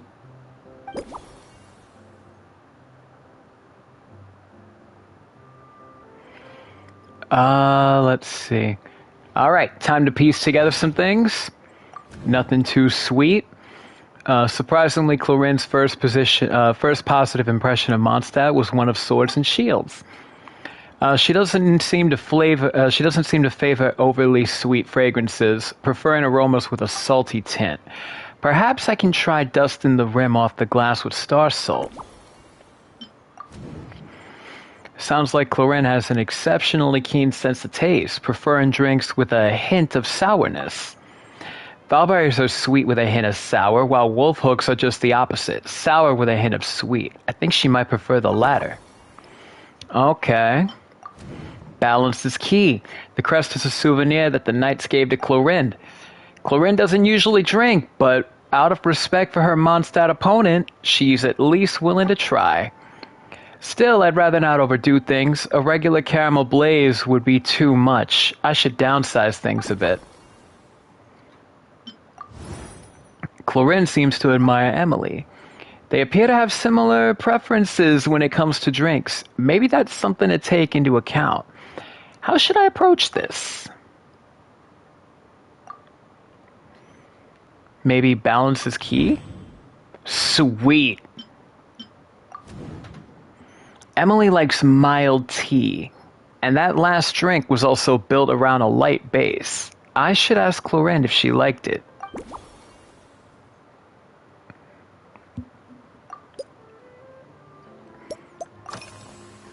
Alright, Emily likes to drink tea. How about you? Are you already planning the details of our hypothetical get-together?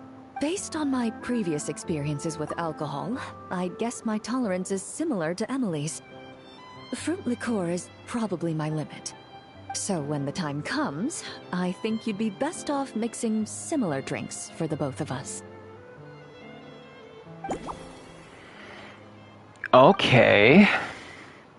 She can tolerate fruit liqueur. The firewater used in a caramel blaze has far too much of a kick. How about replacing the firewater with something fruitier? Replace firewater with fruit wine. Okay.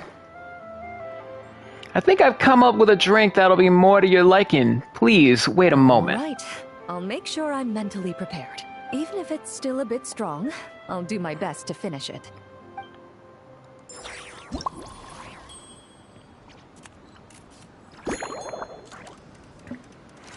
Alrighty, so we got fruit wine, caramel, wolf hook.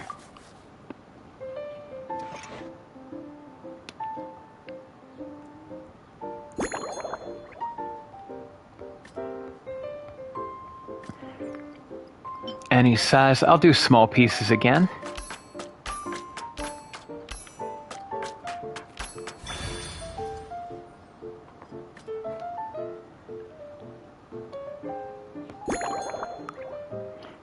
Shake properly this time.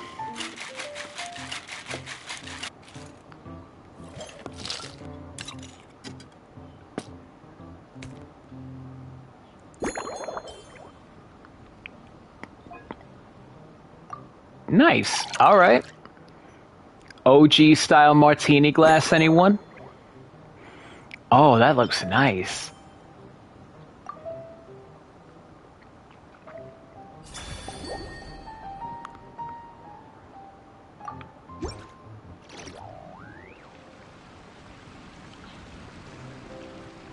All right, this new creation is called Leisure Time Lightning, a cocktail made exclusively for champion duelists. Enjoy.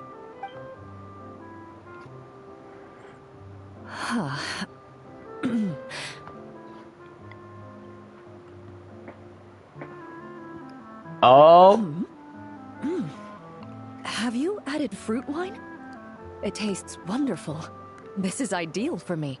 There's a subtle saltiness that combines well with the tartness of the fruit and the sweetness of the caramel. Each sip balances delicately on the edge of perfection.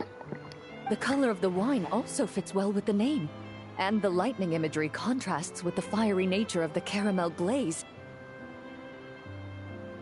But where does the leisure time part come in? Don't you find Mondstadt to be a leisurely place? That certainly matches the impression this cocktail gives me. Its unique aroma and taste will hold a special place in my memories of Mondstadt. Well, I'm glad you like it. If the chance were to present itself, you'd be interested in mixing drinks somewhere else? A cafe, for instance, or the Hotel de Boer. Mostly for Navia and Miss Farina's sake. Though obviously I'd be more than happy to try more of your masterpieces myself. By all means.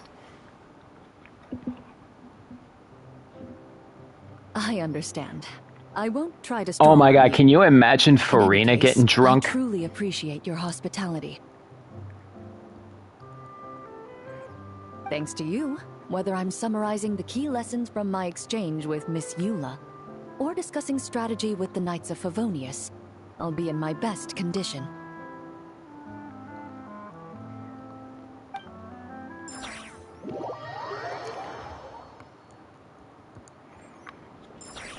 Alrighty.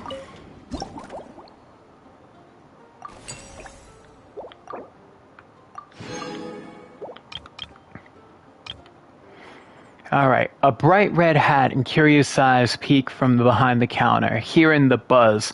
Mondstadt's strongest fighter has dropped by to check out the drink stand. Oh no. Oh no. Oh no.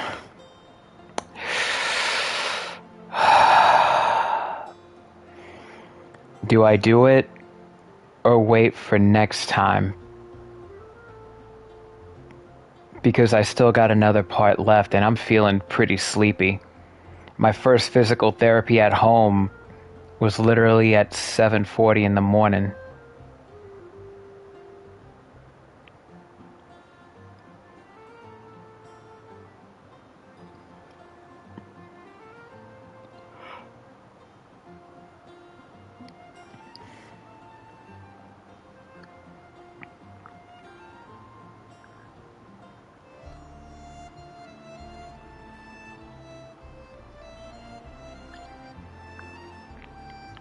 Do it. All right. Let's do it. Let's do it. Huh? Is that Mr. Honorary Knight? Yippee! It's you! Hey, it's Klee. Auntie Eula told Klee that Miss Hertha had found someone amazing to help out. Auntie Eula? Auntie Eula? Oh my god! Seeing you here, Mr. Honorary Knight, Klee knows this must be the best drink stand in all of Teyvat. Oh, that's the ultimate goal. You mean this stand isn't already the best? Oh, Clee! Out of all the drink stands Clee's ever visited, Mr. Honorary Knights is easily the best. Clee, stop being so adorable. And no matter what drinks Mr. Honorary Knight makes, Clee will definitely think they're yummy. Oh, you need to be a little tougher on me, boo-boo. You want me to be mean? But Clee could never be mean to you. Oh, my heart. My heart. Let me think. I know. I'll pretend to be Albedo. Whenever Albedo reviews Timaeus' work, his face goes super serious. And Clee can hear every word he says. Alright, you can be my teacher. Get ready for Clee's super amazing order. Me and Mom blasted so many fish today. I'm not Jean, though. Oh my god! She's like, hey yo, we just committed fish genocide. Don't tell anybody though. Don't be a narc. So, Clee wants to order a fair weather frolic. Anything like a bright sunny day will definitely put Clee in a super duper mood. Alright, let's do it. I wonder what it'll taste like. Oh, my heart. My heart. Oh my god. That's a smile that needs to be protected. Because you protect that smile, you make Alice smile. And I will do anything for Alice's smile. Alright, tea, caramel, wolf hook.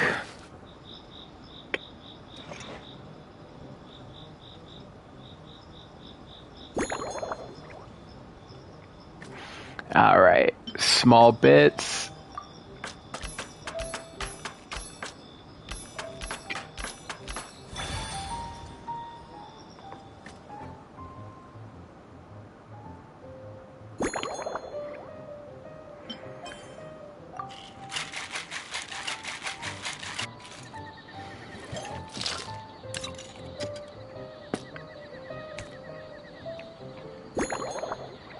Alright, double-walled glass, small.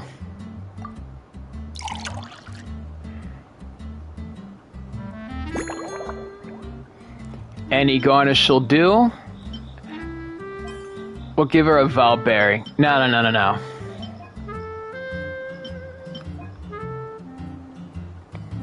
That'll work. That'll work. A soft drink you'll find at drink stands everywhere. Sweet, tangy, and loved by all. Still, striking the perfect balance between tangy and sweet takes a practiced hand. Your fair weather frolic is here. Go on, give it a try. Wow! So, a fair weather frolic is this color? Purple sky. Is it supposed to be a bright, shiny night? Clee will take a sip first. Then you can think about it more carefully. Ah, finished. Dang, girl, you gulped that. Yummy! Both sweet and sour. If Clee drank this while eating grilled fish, I could definitely gobble down 2, or 3, or 4, or even 5. But one drink isn't enough. Clee wants to try a drink that tastes like cake.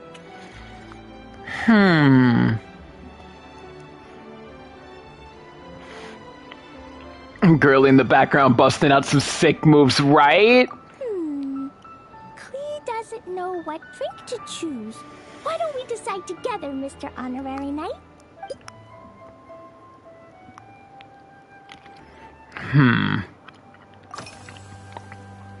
Speaking of food, I hope you're getting your 3 square meals a day, young lady. 3 square meals?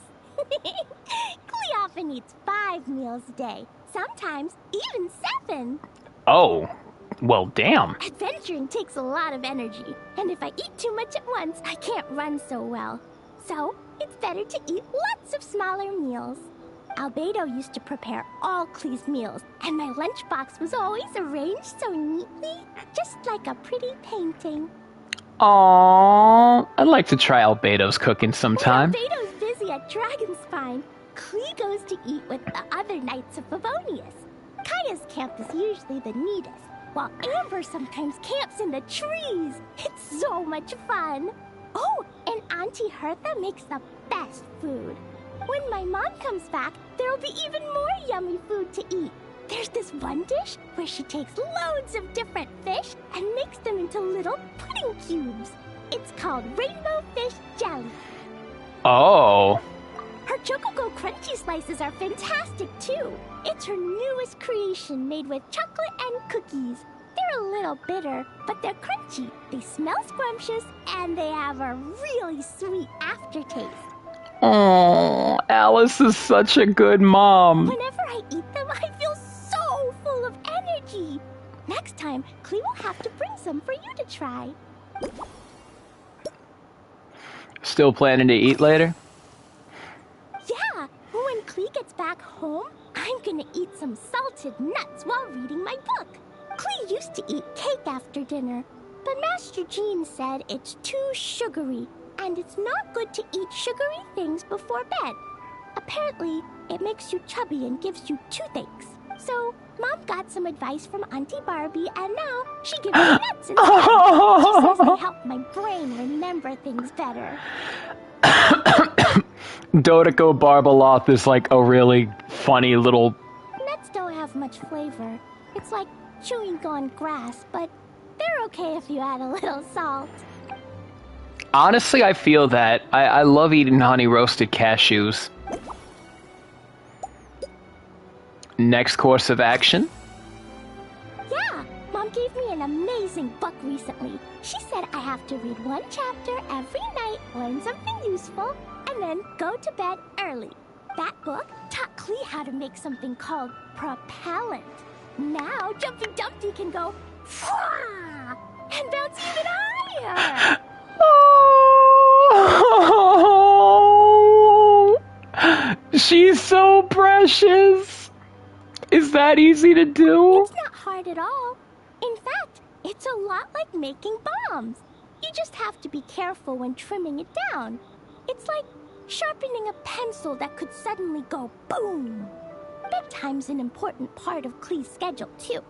Mom sits by my side and tells me all kinds of wonderful stories.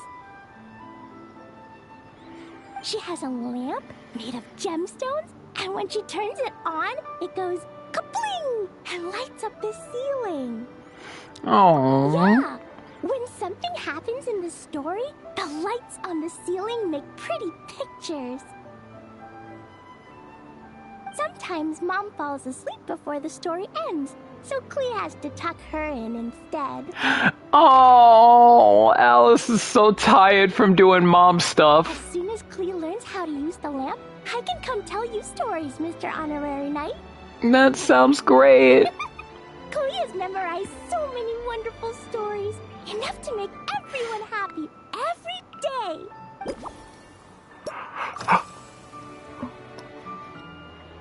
The candy you brought with you looks very special.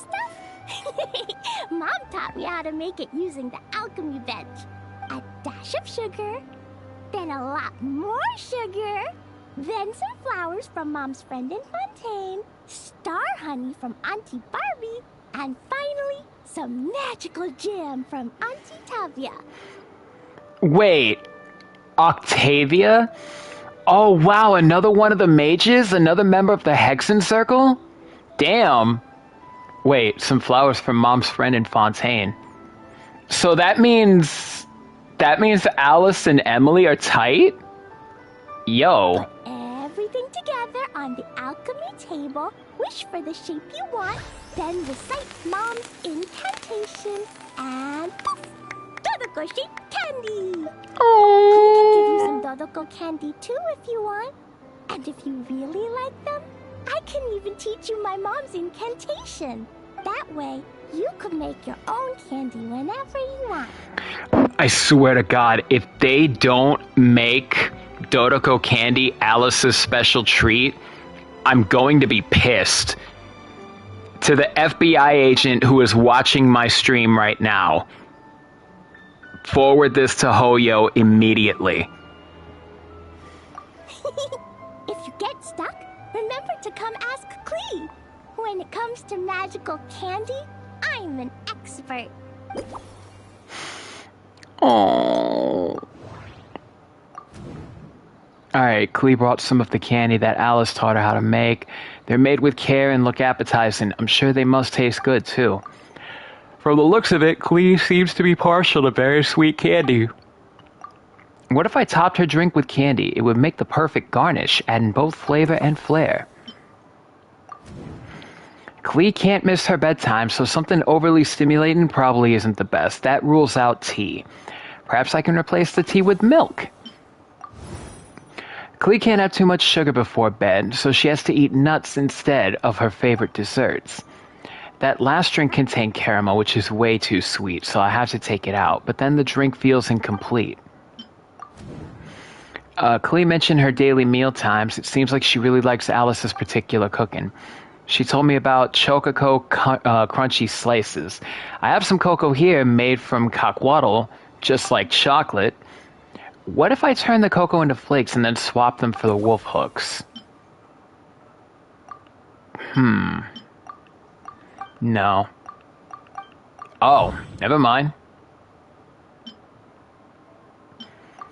Okay, it's certainly a lot less sweet without caramel, but the mouthful isn't quite there. Perhaps there's some other healthier option that can lend the drink a little sweetness.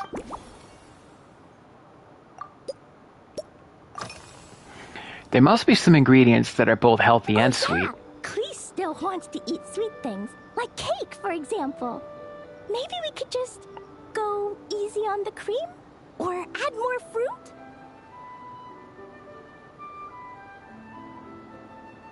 Oh, right! That friend of Mom's who's always wearing glasses gave her a big bag of Fontanian Buell fruit. They're so round and rolly. Klee ate a whole bunch of those, and they were super sweet. But Master Jean said it was okay, because sweet fruit isn't the same as sweet sugar. Aww. So if Klee really has to eat nuts, maybe I can just soak them in some fruit juice first?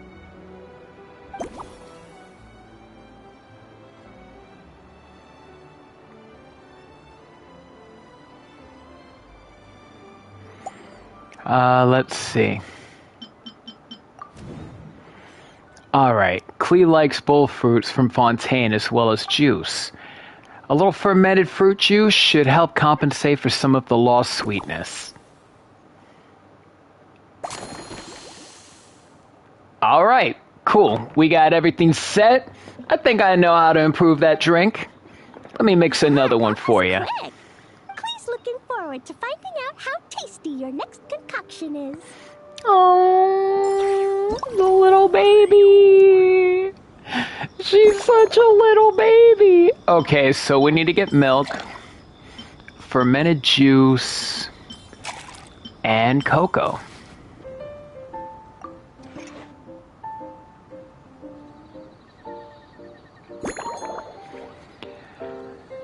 Bits of any size. You already know me. Small bits time.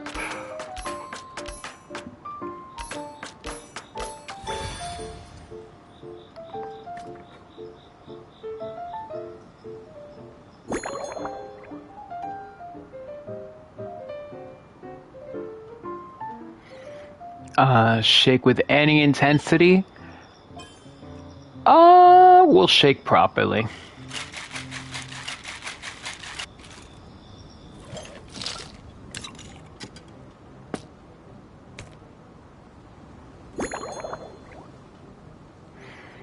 Any classic glass?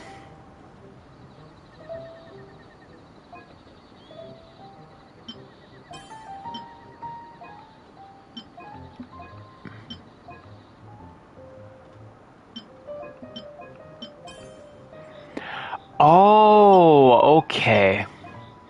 We'll go back to the double-walled glass.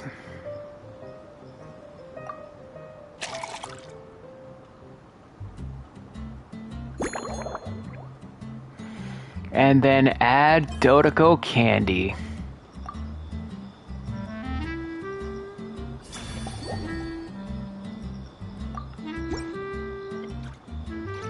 Ta-da! It's done! I just know you're going to love this new creation. Wow! There's Dodoko candy on top! There's so much orange in this cup, and Dodoko looks like he's lying on top of white fluffy clouds. And the weather inside looks much better, too. Would you like to taste it? Yummy! It's so delicious! Oh, look at her eyes! Oh!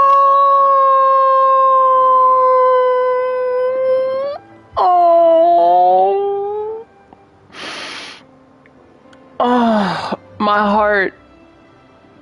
My heart. Oh. Klee has to drink slowly. I can't just gulp it down, or I'll miss all the yummy flavor. Mr. Honorary Knight, this is amazing! It's like you mixed sunshine with juice! Klee was so tired from playing, but now I feel refreshed. And warm. And peaceful. Oh.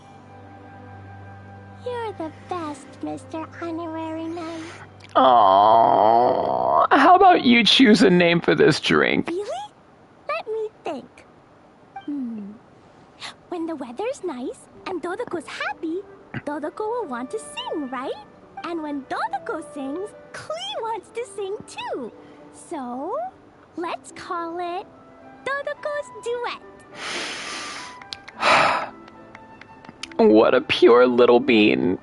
What a pure sunshine child. What a wonderful name. And thanks for making such a yummy drink for Klee. Klee's gonna go tell Mom that the best drink in Mondstadt right now is Dodoko's Duet. Oh, I'm glad you like it.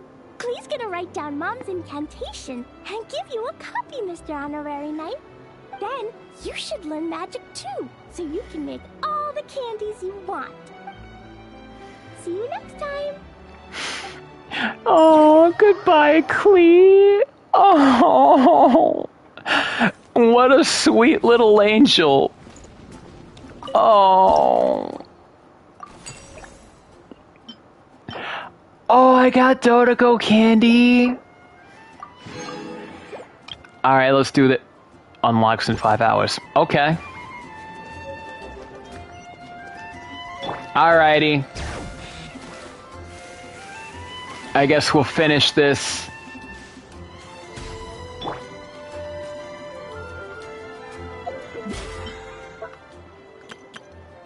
Hey, yo, what?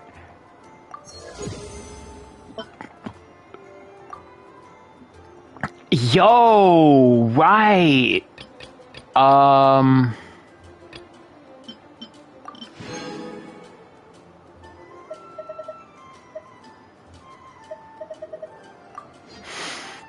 my god. Klee, you adorable little sunshine child. For Alice's sake, I must protect this sunshine child with my life.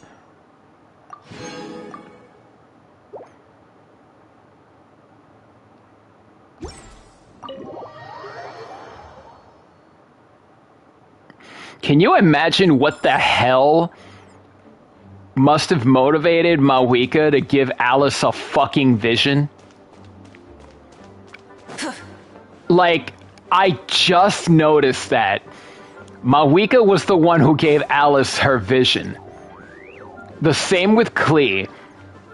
What the hell was going on in Mawika's mind? There are just some things that need to be answered.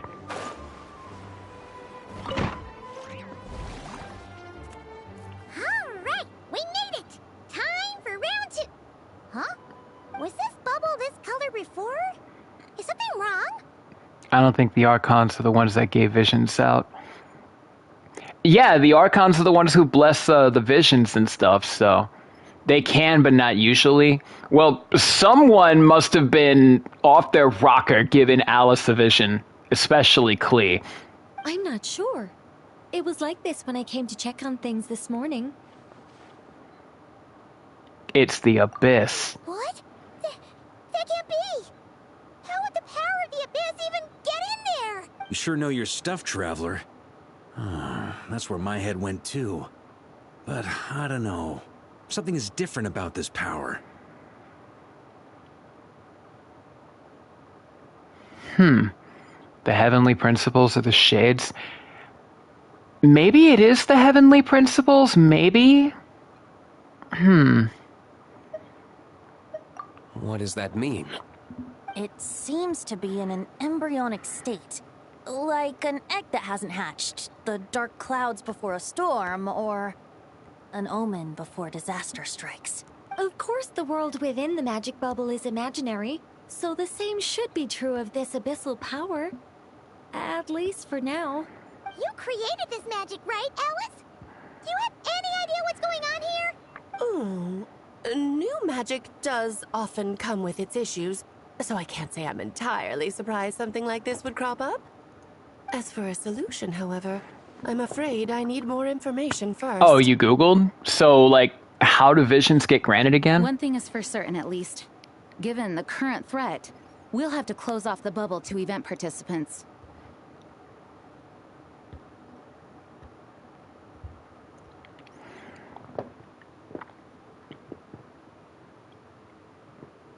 Oh, okay. So Klee just must have really wanted to blow some shit up. That it just gave her a vision. Okay. My apologies, Miss Alice. I know you've made a promise to Klee, but I'm not sure you'll be able to keep it.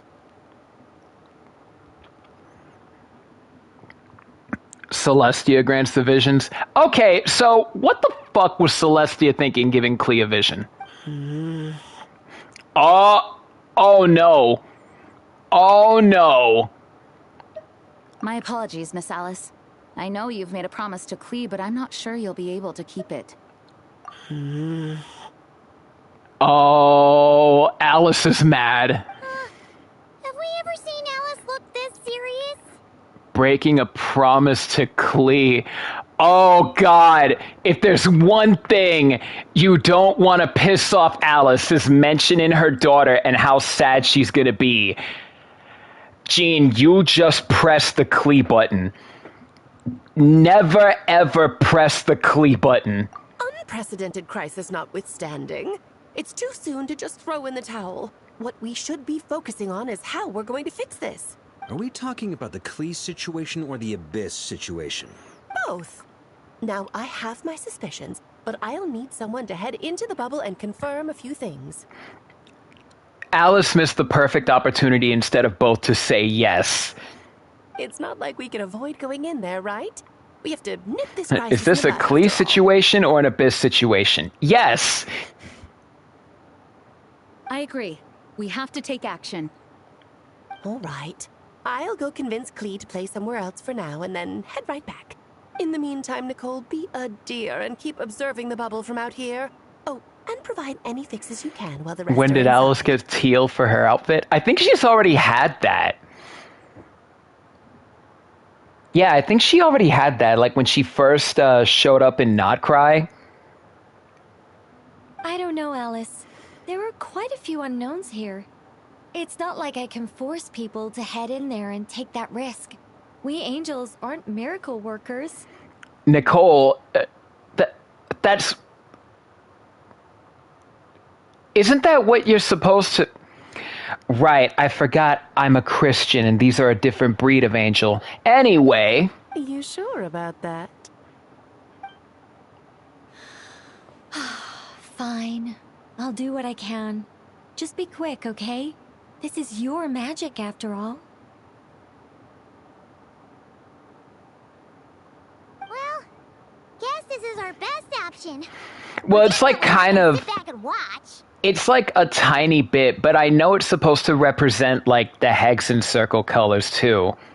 The part where Barbados uses the lyre to summon Abyss-corrupted Dvalin. Then, everyone joins forces to fight him inside Storm Terror's lair, purges him of abyssal influence. And there you have it. Happy ending. Yep, that sounds like how it happened. Well, we've got the gang from back then all here. Let's go in and find out what's happening. Count me in 2. Potential threat or not, if there's even the slightest chance Mondstadt is in danger, I need to get to the bottom of it. Jean? It's nothing. I was just feeling a bit, nostalgic, getting to work together like this again. Aw, Jean. Yesterday felt like that too. Yes, but that was for fun. That which confronts us now is a real crisis. So I suppose the memories just came back to me all at once. Ooh, look at you getting all sentimental. That's a first. Well, I suppose I am a bit too high-strung most of the time. Oh, wow. Even Jean admits that she is a very, very serious stick in the mud. Hey, don't be embarrassed to say what you feel. I think that's how things should be. It's how we all grow closer. Besides, the more you open up, the less people will be surprised like Paimon here when you choose to share something. And just look at Paimon. No filter whatsoever, word vomits whatever comes to mind. And that's what makes her so endearing and approachable. Venti, you're drunk, aren't you? Ha! It's about time you gave Paimon a compliment, tone-deaf bard. Hang on. Was that a compliment? Before we set off, I just want to stress that whatever is happening in the bubble right now... Venti had to have been drunk saying all of that. I was able to maintain contact before, but right now, all I can observe... That sounded like an insult, right? So I imagine communication might be cut off as well. It might be difficult for us to guide you, so proceed with caution. Okay. Don't worry. This isn't our first time leaping headfirst into a dangerous situation. For real. There's also a last resort I can fall back on if worst comes to worst. Though it would mean all our recent hard work going to waste. Like, You mean reformatting destroying it? the bubble entirely? Oh. Yes, if it comes down to it. All right. I'll monitor the situation from outside and provide whatever external fixes and support I can in the meantime. Understood. Prepare for the worst, hope for the best. Sound good? All right, let's go.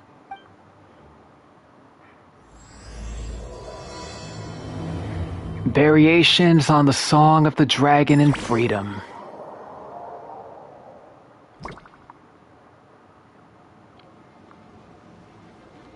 Oh god, everything's already dark and gloomy. Whoa! Is this Mondstadt? No, Paimon. It's not Cry, of course. Didn't we all come in at the same time? Where are the others? I shouldn't have said not Cry. I should have went like, it's Conria. Surrounded by a whole bunch of monsters! Yeah! Ah, perfect timing. Come on, let's show these unwelcome guests the door. Just me and Venti?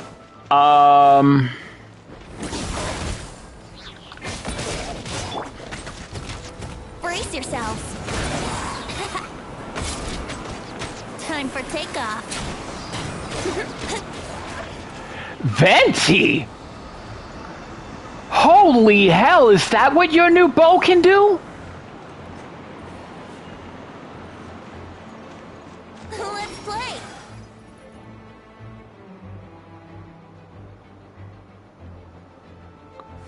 Holy! I just blinked. And, oh. What are you at? 57 over 157? Bro, ain't no way.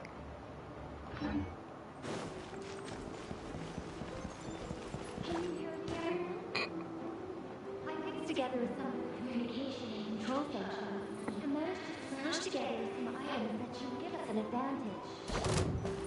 These elements devices should turn useful in pinch.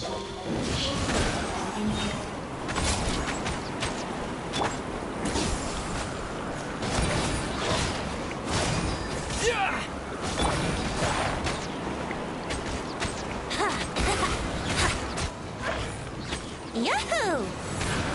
Yeah. Think you can get away? Let's play! Venti, what the crap? You get an extra technique after burst? Jesus Christ, my dude. Very much so, thanks to your timely arrival. But Mondstadt looks like it's in bad shape. Yeah! The city's crawling with abyssal monsters. It's almost like we've already lost. I'm not sure what happened, but the rest of our group might need backup. Let's find them first. Good point. Let's go! Uh-oh.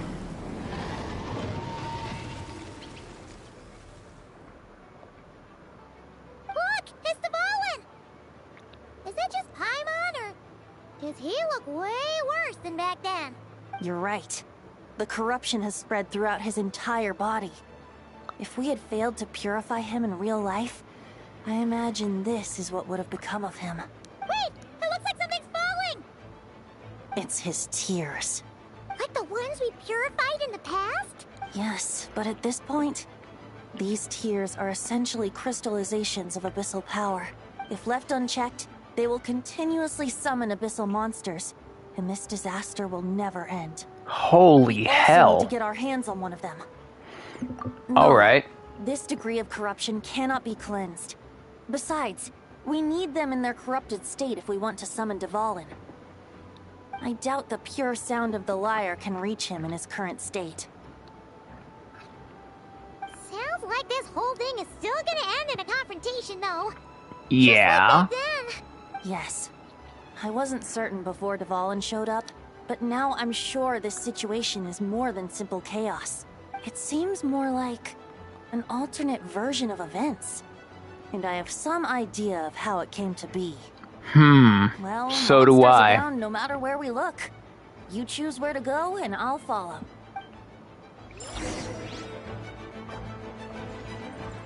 Collect the tears and find your companions. Alrighty.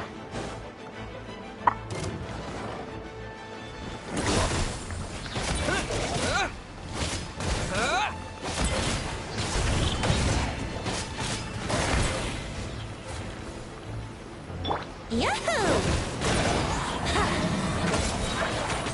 Time for takeoff.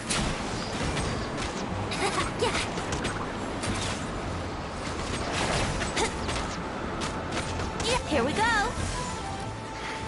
So, Dakota, basically, long story short, what's going on is this is basically a warped alternate reality on what could have happened. And remember, whoever you play as, the sister, the sibling character, are you telling me I could have had that on the whole damn time?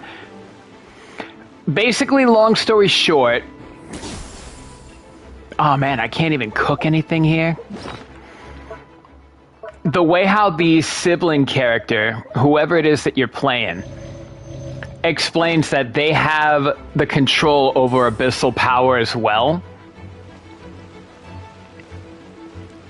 So just like how you get powers from the, through the way how you get the powers through the statues of the seven, the actual archons and stuff, like the archon's blessing and stuff, the sibling character basically gets something, gets the blessing from the abyss, like it's their whole power from the abyss.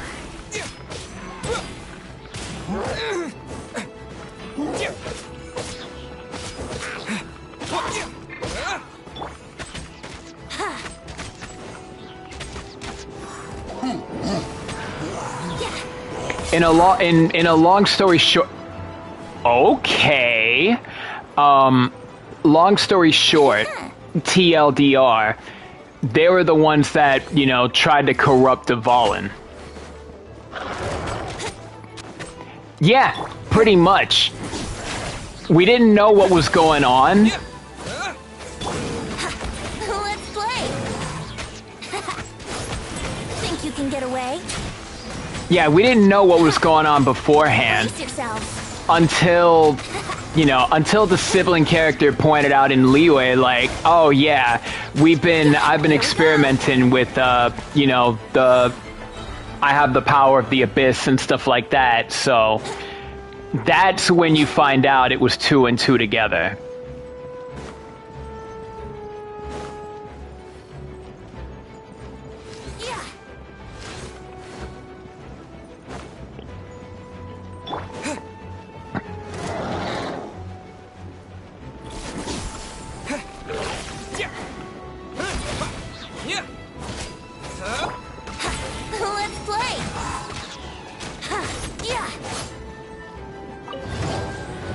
That's right. Get over here, boo-boo. That's what I like to see. Time for takeoff.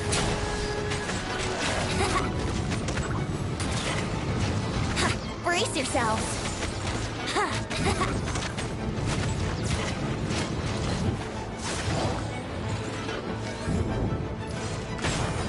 Here we go.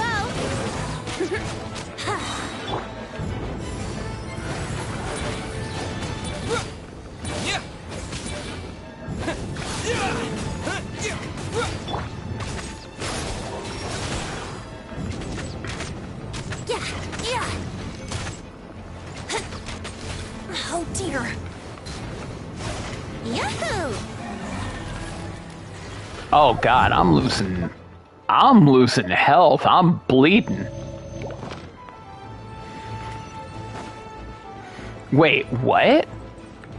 Collect the tears. What's this part that... Oh! Wouldn't gliding be faster?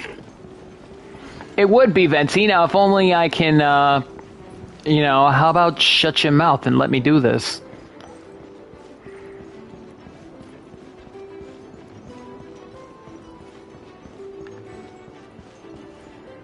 Look for the objective in this area. Okay.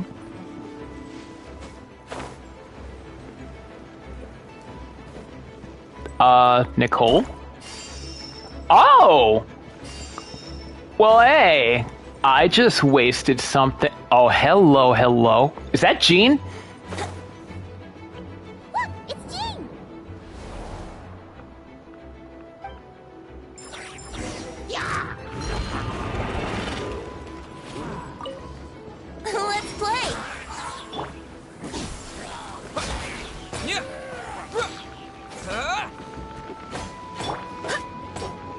That's right. That's right.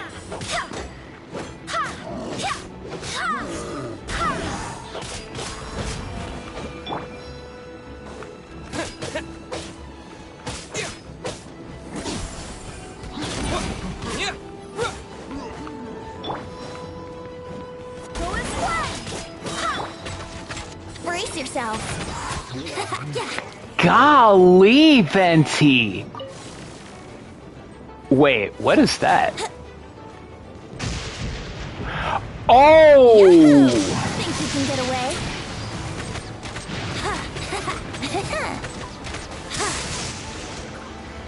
Bro, what? Thanks for the help. Is Venti actually worth pulling? Like, yo. I know everything we encounter in this bubble is imaginary, but these monsters sure fight like the real thing. It's a bit too true to life. Don't worry.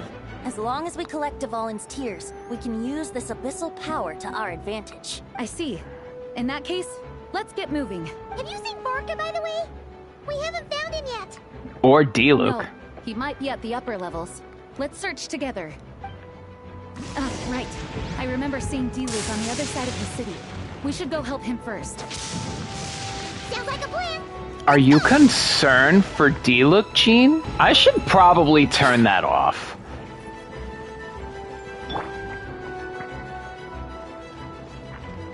Jean, why are you so concerned about D-Luke, huh? I'm curious. I'm curious, Jean. Why are you so concerned? Why are you so concerned about Batman?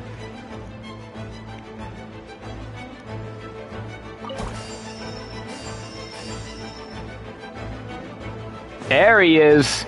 Hey, D-Luke is over there. Oh, and he's got the gravestone on.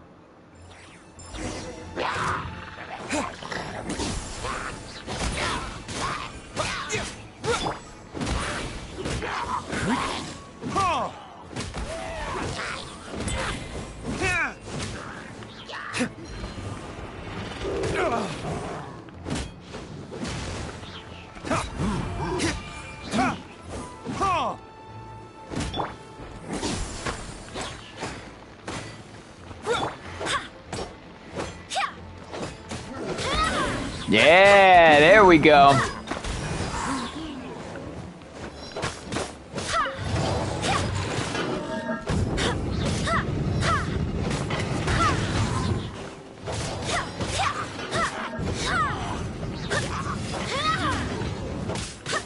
Oh, this bitch.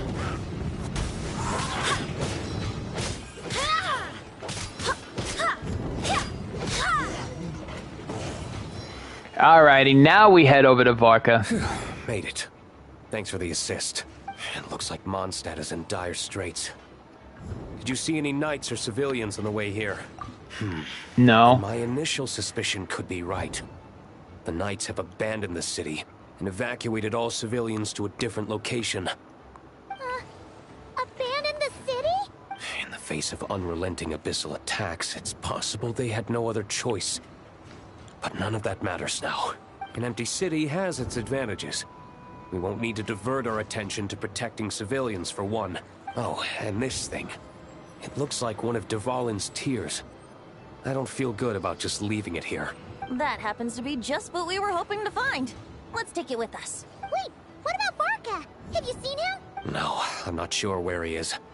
We'll just have to keep looking. Better to find him soon than later.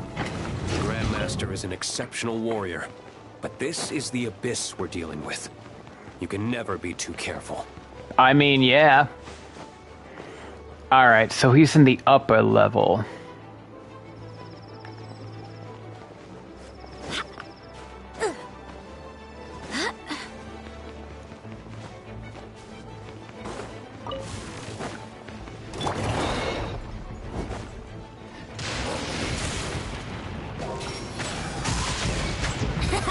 Oh, there we go.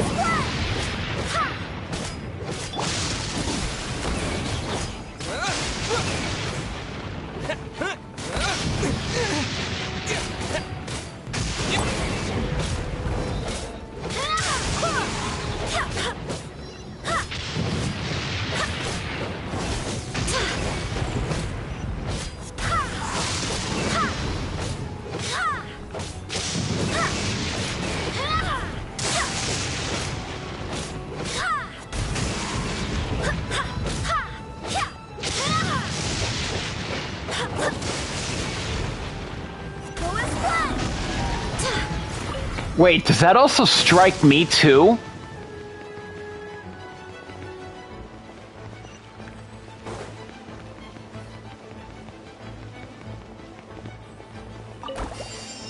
Oh, sweet. Oh, wow, Jean, yo, you fast as hell, girl. Well, that's one of them.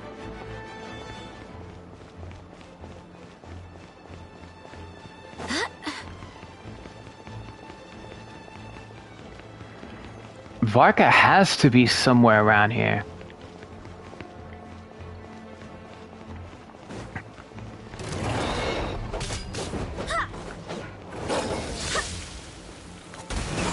Let's play. What's that? Ah.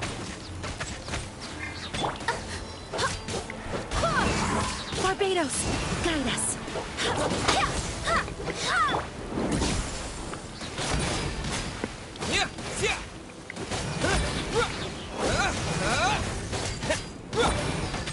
Here we go. Oh, sweet.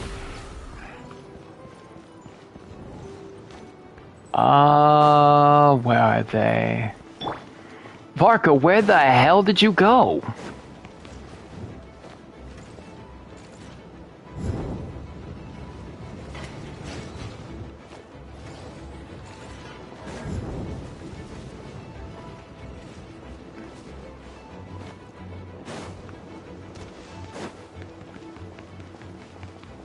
They said Varka was in the upper levels, but I don't see him anywhere.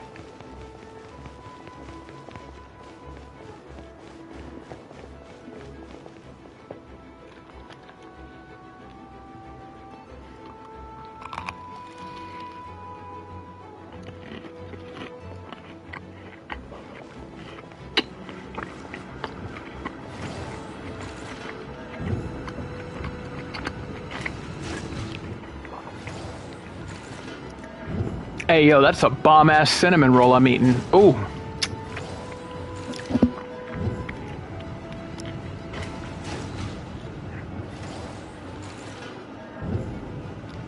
Sorry, let me just eat this real quick. Oh my god, that tastes amazing, yo.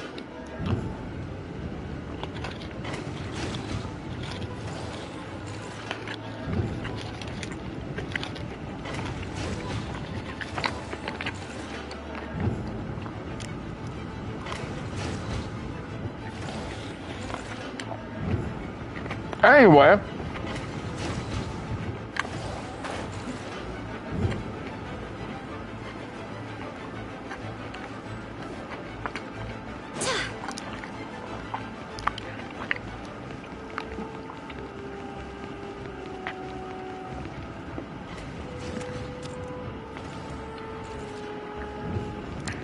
I don't think I've checked out literally everything yet.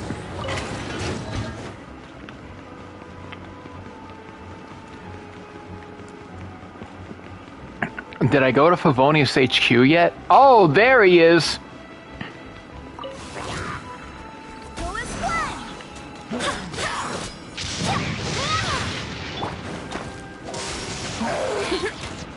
Time for takeoff. Yahoo!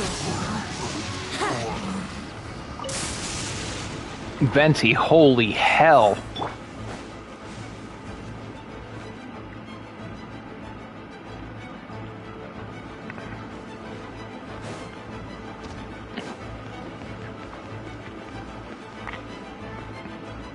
I see you now. All right.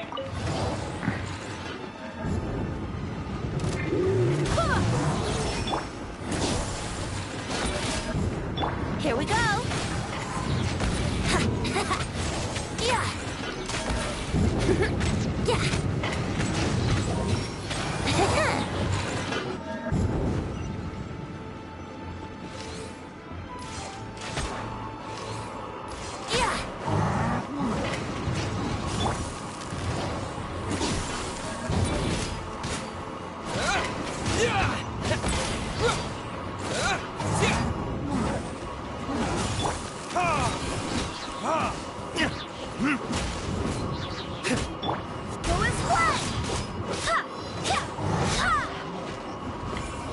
Word.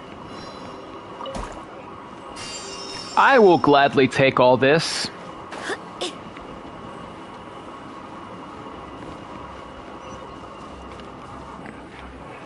Okay, but where are all of the Dvalin stuff? Or like, am I missing some?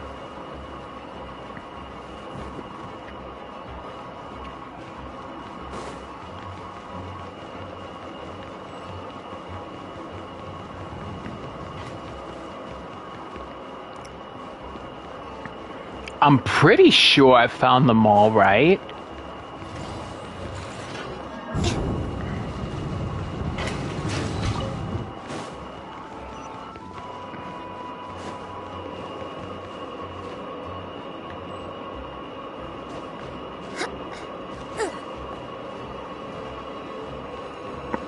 Definitely wasn't one in here.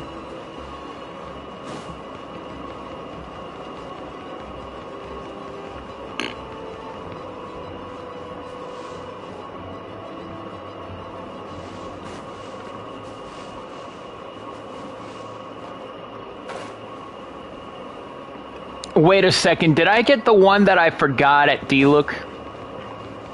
Did I get the one from D-Look yet? Because if I didn't get that one back, I'm going to be pissed. Oh my god, I didn't get it. I am the ass of dumb.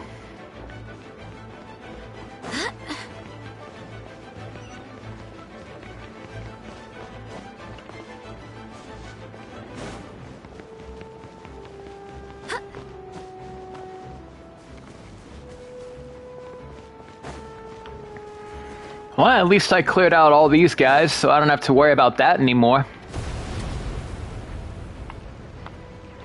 Huh? What happened? The statue's broken! Oh! The Grandmaster should be over there. Come on, let's hurry.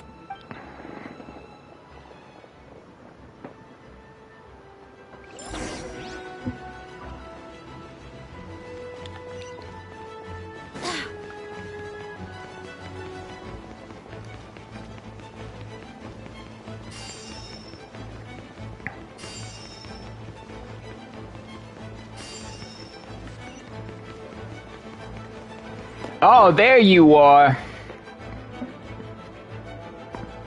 Hello, Daddy Barca. We're here to help. Perfect timing. Let's do this. Yes, sir. Yes, sir.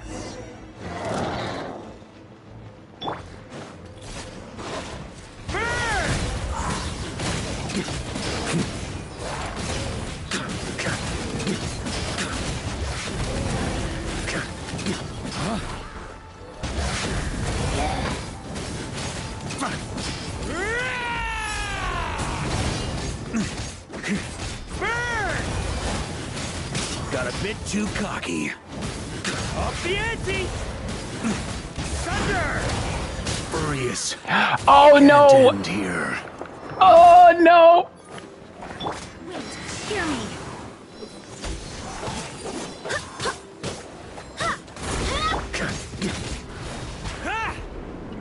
Oh no, I didn't want that.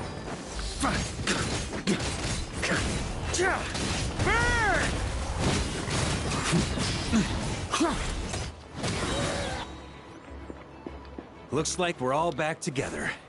Everyone in one piece? Yes. The honorary knight arrived just in time to help us out.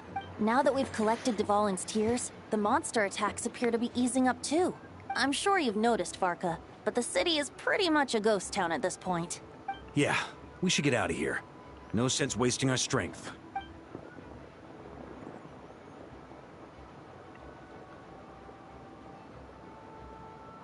This place should be safe from monster attacks for now, at least. Anyone there? The communication function bugged out again. Do you copy? It's me, Nicole. Alice just got back too. Yeah, we can hear you now! What's going on? When designing this experience, we cut out the part where the Traveler cleanses the abyssal power, and we didn't think to replace it with a different sequence of events. I think what we're witnessing is a direct result of that. Alice and I thought the events in the bubble would be independent from each other. But since the magic is contained in one place, it appears a casual link has formed between all the events within it. And so, because Dvalin was never purified, we've encountered a major bug. I knew it. So, what we're witnessing now is like an alternate version of events where the honorary knight never appeared in Mondstadt. Oh. Even if the Traveler never showed up, you could have done something, right, Venti? The Abyss is a far greater enemy than one person can face. I could have handled that specific situation, sure, but it wouldn't have gone quite so well. If I'm not mistaken, you've seen how that version of the story goes yourself, right, Varka? Through the mage's scryglass? Yeah, it was a kind of prophecy. It felt so real, I doubt I could ever forget it. In the end, you were able to seal Dvalin away, but you were wounded in the process. But if Dvalin was sealed, how did things get to this point? Because a seal doesn't solve the root problem. Over time, the Abyss would just grow stronger and stronger, deteriorating Dvalin's consciousness until there was nothing left. Wait! Does that mean what we saw earlier was... The aftermath of Dvalin breaking free from the seal. That's right. He is in dire straits. The power of the Abyss has fused with his flesh and bones. Purifying him now in this state is no different than sentencing him to death. Alice, you seem very nonchalant about that. So, if we want to resolve this crisis... We have to kill Dvalin. I know that sounds intense, but remember, this is a fictional world. The real Dvalin is right as rain and a lot more mellow than this one, that's for sure. We have our solution, so let's hop to it. Should be a piece of cake for a group like this. No time to lose, right? We've got Klee waiting for us after all. She's playing somewhere else right now, so we do have some time. Of course, the sooner we resolve this, the better. You're right. This is the only way. I know Dvalin means a lot to you. If this is too hard, you can leave it to us, you know? No need to scar yourself over a game, right? I'll be fine. I was prepared for that possibility back then, too. Let's go. Storm Terror's lair awaits.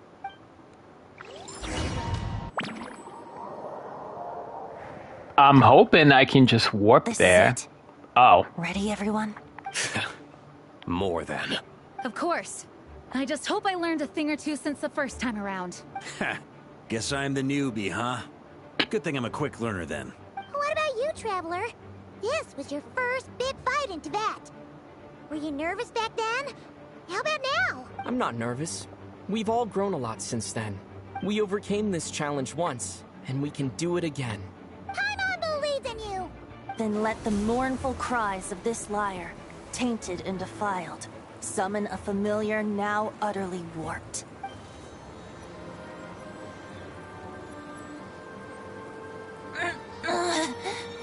Oh god, Venti, you look like you're in pain, my dude. You alright, Barbados? Turning the surging abyss into musical notes is no simple task. But how could I claim to be the finest bard in Tibet if I didn't rise to the occasion? I mean, yeah. I have heard enough.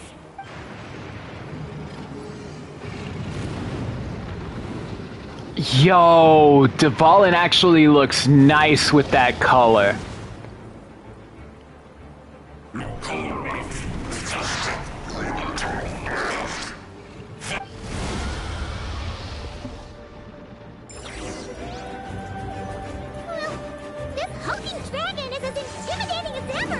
Remember, we need to wear him down first before we can attack his weak spot.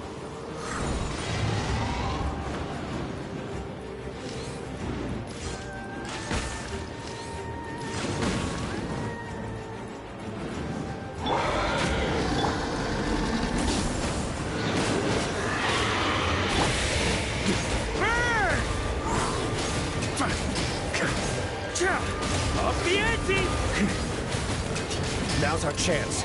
Yes, let's do it. The abyssal core.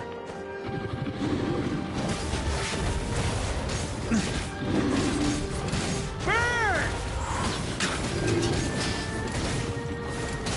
Up the ante! Up the ante! Maria sweeping in! Nice job! One more to go!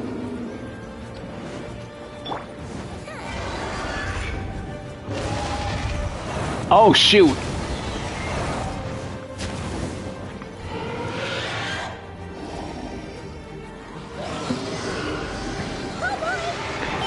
Oh, wow, he's doing it just like how it was back then. Oh, what?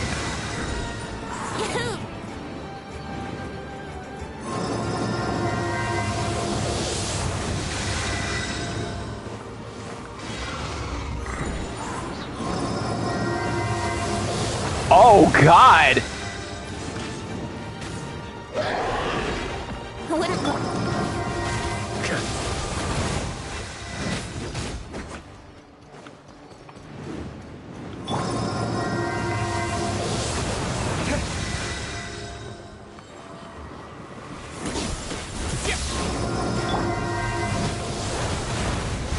Oh my god. Oh my god. Oh my god.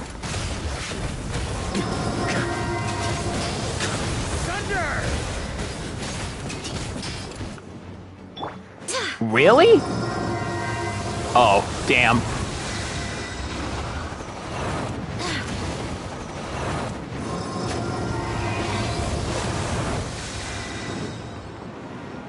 Time to switch positions. Oh god. Oh! Oh! I don't remember that happening.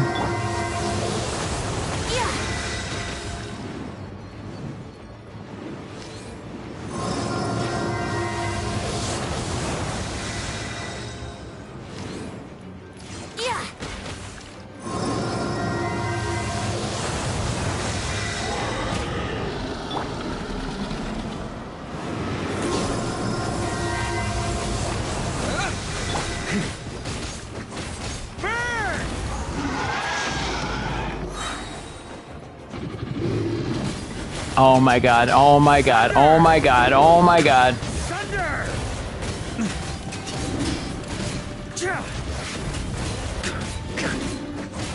Burn!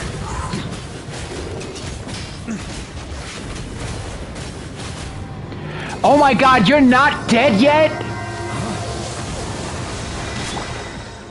Yahoo!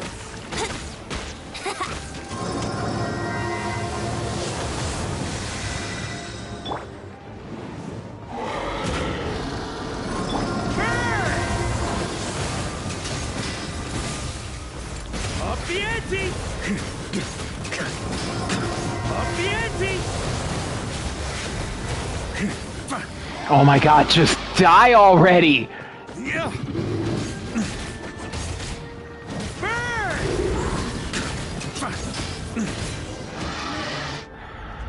Holy hell! Oh god, Varka, you're such a man. Never mind. Oh? Jean could do that? Thanks, Gene. Yo, Jean could do that?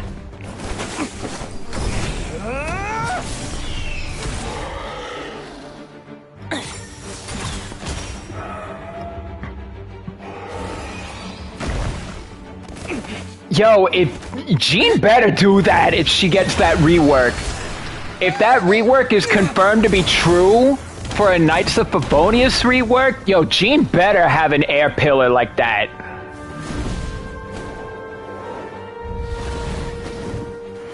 Wait, is that actual Dvalin?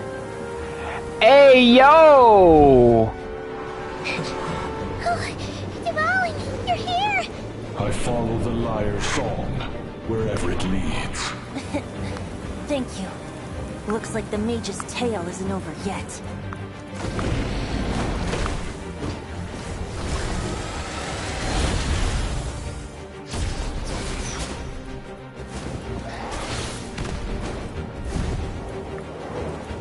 Storm Terror 2.0 is literally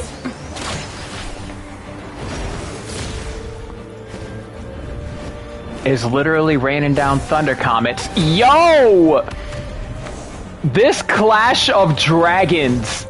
It's about time Dvalin had something. Someone's got to strike the final blow. It's your turn to be the hero. I'll take knight over hero any day.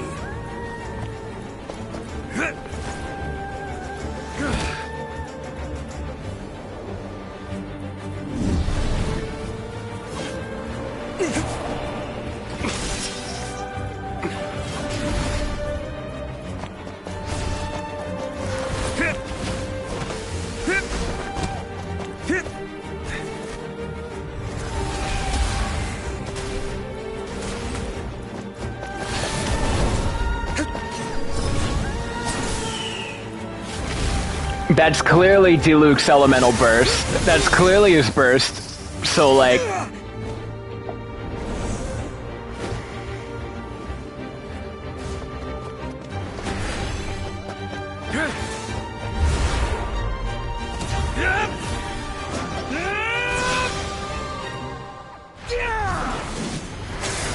Varka, what the fu- Yo! Oh, Clee!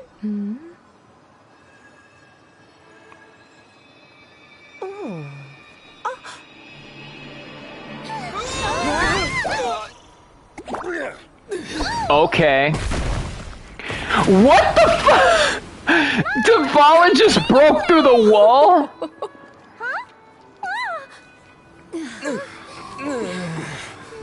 Okay, ain't no way Dvalin was small enough to break through that whole window.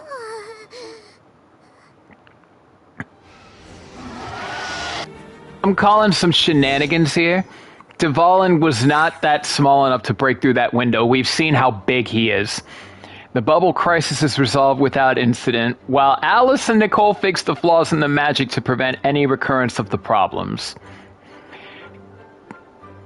Clee doesn't notice a thing and embarks on a relaxing adventure alongside her mother and Nicole.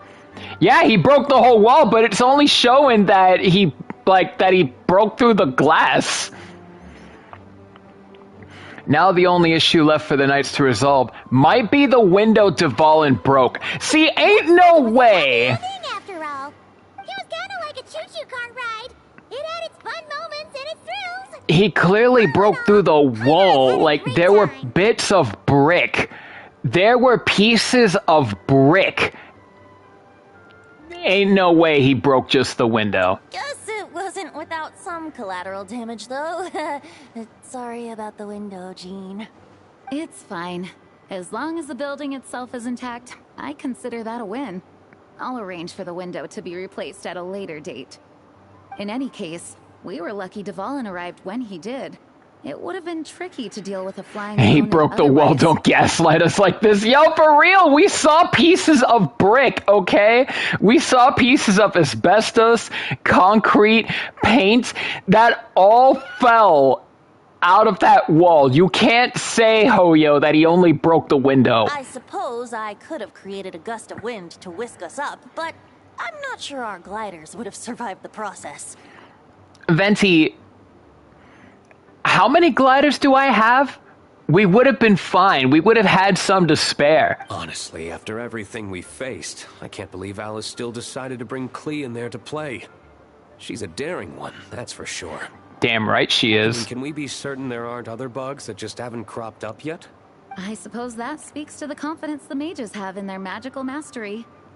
If I know Alice, the whole bubble could have been blown to bits, and Klee still wouldn't have had a single scratch.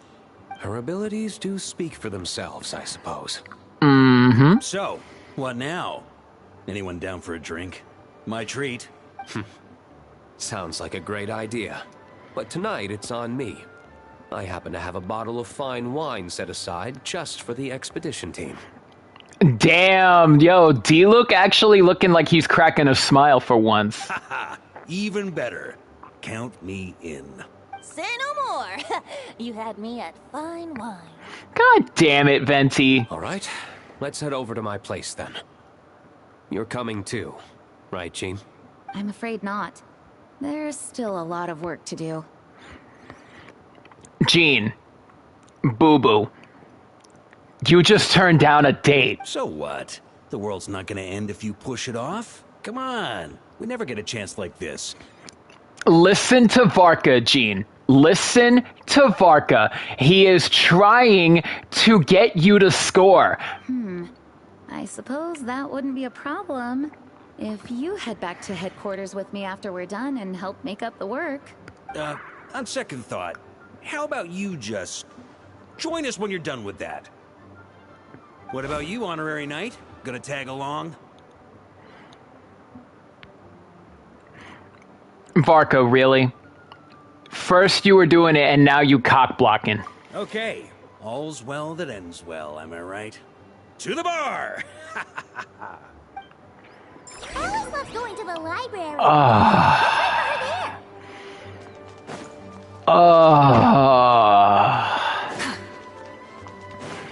I'm not happy, Tom. Oh, looks like it's been fixed already. Yeah. Now, Varka, where's your secret stash? That's what I want to know. Ah!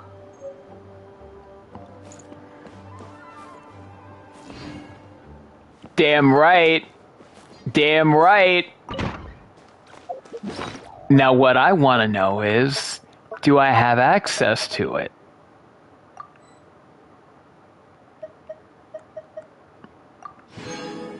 Oh, hell yeah!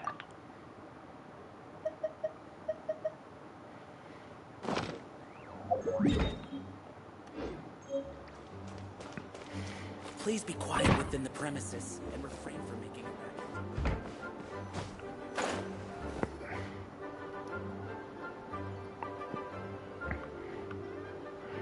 racket. Okay.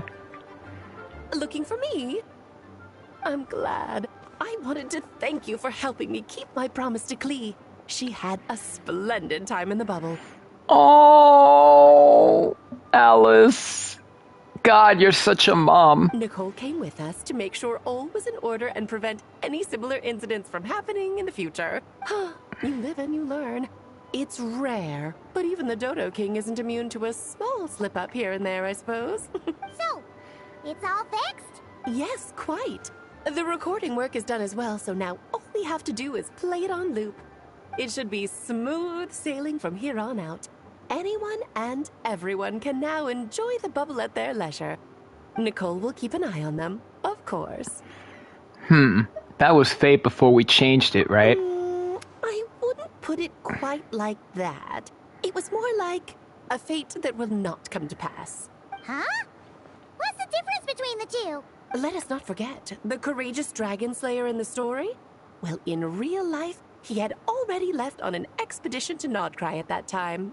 Of course, that doesn't mean Dvalin would have escaped his destined death, for another hero would have come along and paid a painful price for victory. But what we saw in the bubble was what happened after Dvalin broke free from the seal. So, couldn't Barca have been back by then? Dear Paimon, you're free to ponder such questions yourself, of course, but it's of little use to ask them aloud. Word to the wise.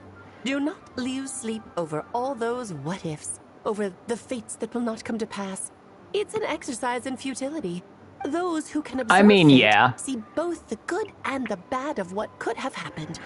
Oh my God. Did she just break the fourth wall showing all these different... Oh my God, I love her. But all that matters is what did happen. Those alternate fates are nowhere near as important as the world that exists in the here and now. Alright. There's something else. The abyssal power inside the bubble was far too real. You're saying it was as if the bubble itself had become contaminated. I suppose some gunk could have stuck to my luggage while I was wandering the border and got mixed into my magic without me noticing. Really, Alice? Just kidding. I would never be so careless. Oh, okay. Your intuition is spot on, Traveler. What developed in the bubble was a nascent form of abyssal power that, if left unchecked, would evolve into the real thing. What? So it didn't come from outside? It just appeared out of thin air? The abyss is perilous, cunning, dangerous, obsessive, and most infuriating of all, a complete and utter mystery. I'm sure you've seen for yourself how complex it can be. Did she just do all those hand gestures? Oh, yo. Give Alice more than 2 idle animations, please. Please. These all better be her idle animations. The Hexen Circle has been observing its energies for a long time, and I think Barbalot's interpretation is the most accurate. The essence of the abyss lies in the hatred carried by all the fates that will not come to pass. This world is filled with conflicting elements. That one thing should happen signifies that a different possibility has been eliminated. These events can be small, almost trivial. I had Sweet Madame for lunch today, for instance. That means the Alice who chose tea break pancakes instead is no more. Of course, they can also be events that threaten the world, such as my friend Rhindotter's decision to tap into the abyss. In that instant, the tale of a future in which she remained pure was gone forever. Oh. So then, the question at the heart of it all is this. Why must these fates be the ones to disappear? Paimon gets it. It's hatred that stems from not being chosen. Precisely. The magic we wove this time involved recreating the past. However, some of the variables we added allowed a certain amount of these unchosen fates to come very, very close to reality. And thus, the abyss showed its teeth. Of course, much like always, it is not existence that it seeks, but the destruction of all. In the end, though, it wasn't a huge issue. Things like this happen on the border all the time. Okay, no wonder the abyss is so full of hatred. It has quite the victim complex, that's for sure. It's obsessed with entering this world at all costs. And that is precisely why we must protect our lives and those of our loved ones. Because when you think about it, to exist in this world is to be a spark of luck amidst countless possibilities. How precious is that? Alice, you're so poetic. Ah, Alice, you're here. Oh, hi, Jean. I'm truly sorry about this, but per the regulations of the Knights of Favonius, I'm afraid I must send you to confinement. For what? Whatever for. Things turned out just fine with the magic bubble. Besides, if that's what this is about, shouldn't Nicole come along too? Did Alice really throw Nicole under the bus? Literally like, hey, whoa, whoa, whoa, whoa, whoa. You know she did it too, right? It's not about the bubble. We received word that a number of fish have been injured as a result of explosions near Starfell Lake. Oh, no. As I'm sure you're well aware, fish blasting is strictly prohibited. Oh dear. Oh, no. Run, Clee! Save yourself! She's already inside. Oh my god! Yes, it's a day of first for the Dodo King, huh? Oh, farewell, forever traveler. You shall never see me again. Alice, you can just warp out of there.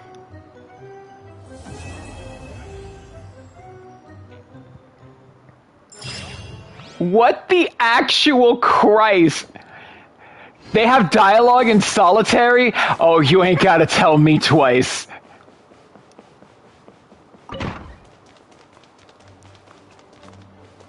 Here, I'll draw him for you. Look, this is the bad guy who made a whole bunch of trouble for Daddy. It's all his fault Daddy couldn't make it back this time. That big meanie. We should blow him up.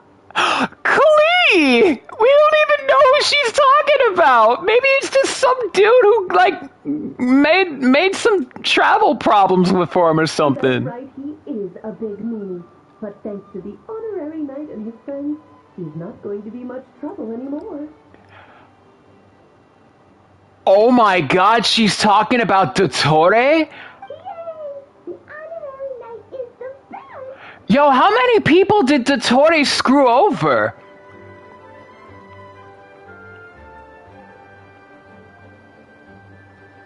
You know it's a problem when he pisses off Alice. I should probably get on that, but like...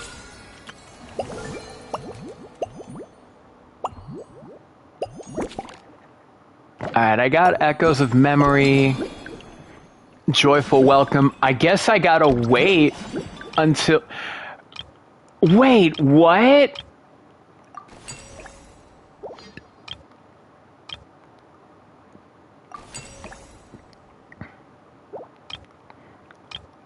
So there's still 2 more? I know about that one, but oh my god. I already got all of this. Still pissed off that's the skin though, but... Yo, what?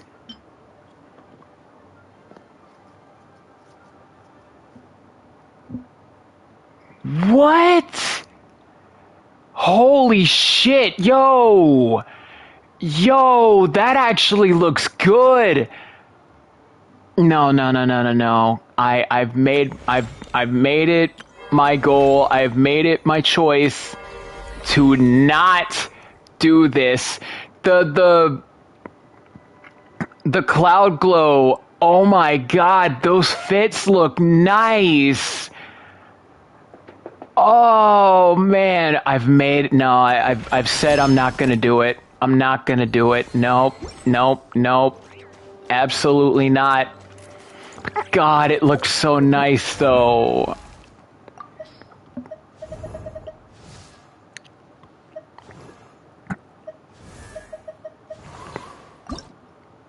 Do I have enough? No, I still don't have enough for Varka yet. You know what? I do. I do now. Afterward, I'm going to take him for a super spin. I want to see just what this motherfucker can do.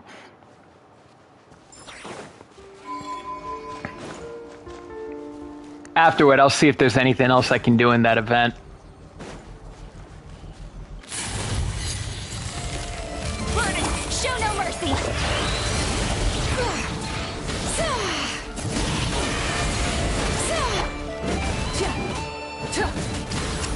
Wrath from the sky.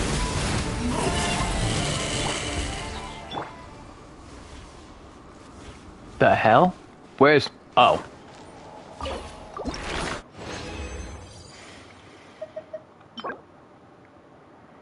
Oh man, that's just no. Alright, Varka. Welcome to the level 90 club. Remember the 3 nightly...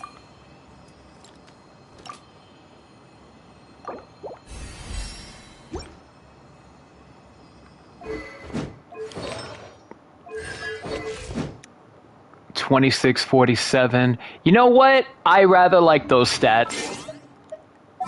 Now what I want to do is actually test him out. So I'm actually going to fix that team when I get Nicole and Alice. I'm going to put Varka, Jean, Nicole, Alice. That is going to be my team for Daddy's Home.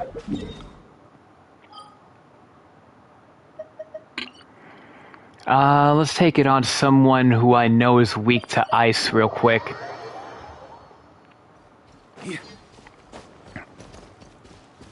Already got that movement speed in there, nice.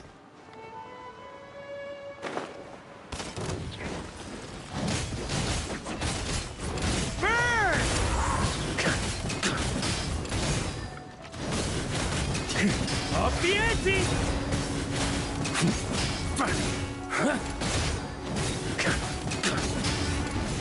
Bro! Varka! Dude! Oh! Such a man. You know what I want to do? Hold up. Hold up. Hold up. I want to try out something.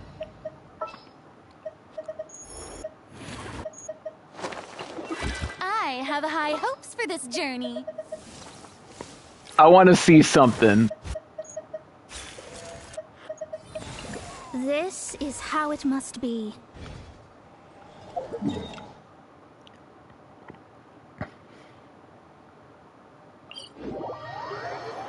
Wait, did I not get sucrose on?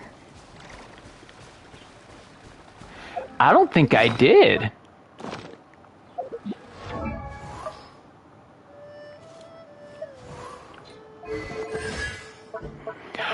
Oh, I didn't. That's why I didn't get Varka's Hexarray thing. Includes at least 2 X-ray characters. Oh, God. No wonder. Oh, jeez. The only one I did was Mona and Varka. I gotta work on sucrose.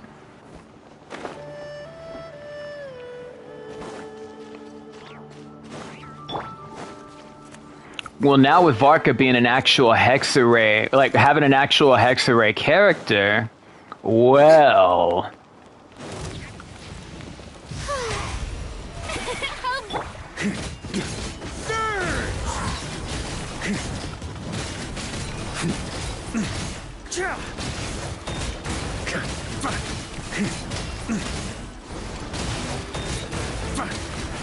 Oh my God!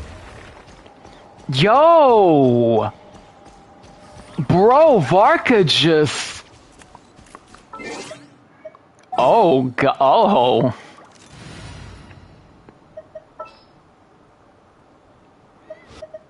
What if I... The begins. All right, amuse me. I need to see what an electro boost is going to do now. Oh my God, the possibilities.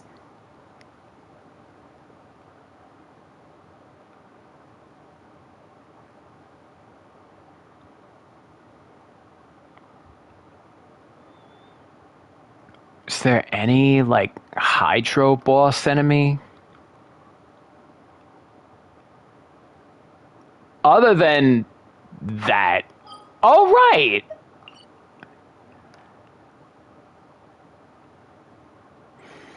Oh, God, that one.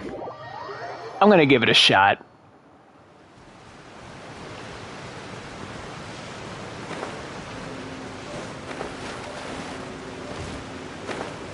He doesn't have the Hexarray buff because I didn't do that with Sucrose yet.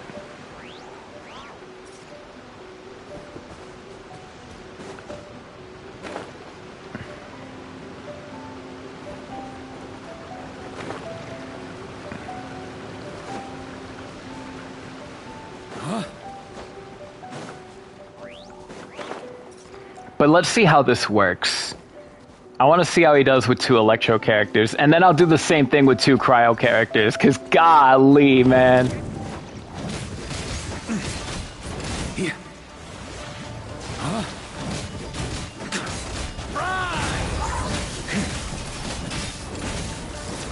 On me.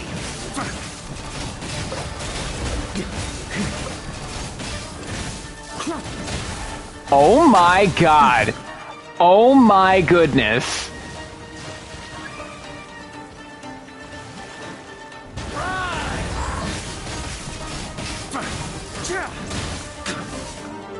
Emerge, right here, right now.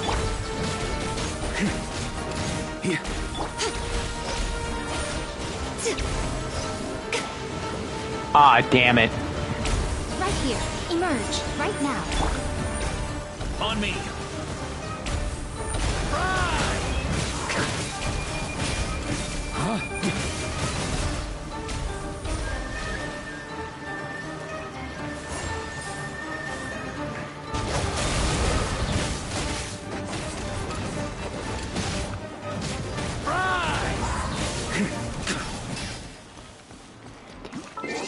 Okay, all I gotta do is just get that Hexarray buff for Sucrose and then I'm good. Alright, the moment of truth. The moment of truth. Let's do Sitlali and Escoffier. Utensils at the ready.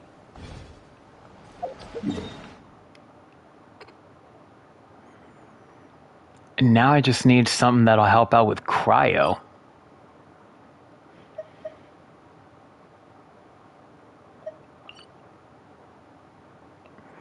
Damn, what's a good Cryo counter enemy?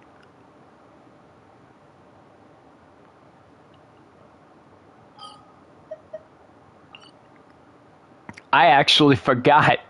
I have no idea what's a good Cryo enemy counter.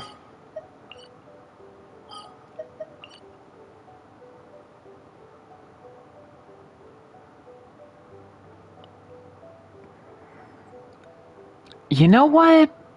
Hold up.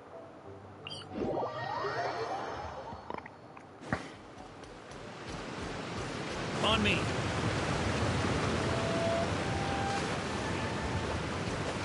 Ooh.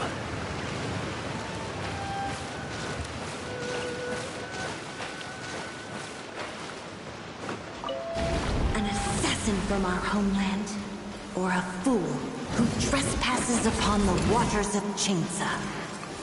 Coveting the shapes of the living, pure water can take on many forms.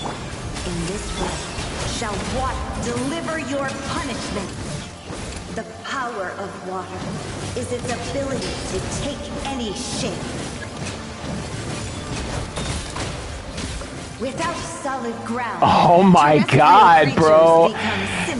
Yo, this whole elemental mix-up. I'm gonna enjoy being a Varka player. The power of water is its ability to take any shape.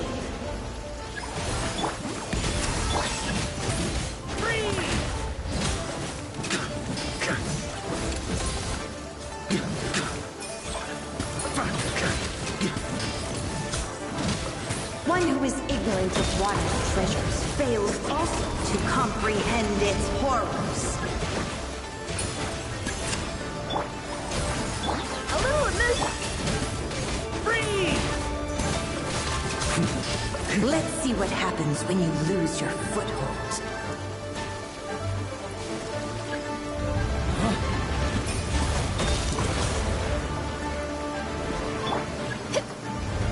Okay, yeah. Nah, I'm gonna enjoy being a Varka player.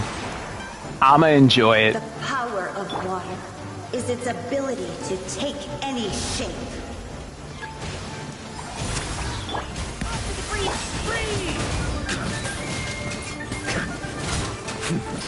We seek but a small haven of tranquil waters.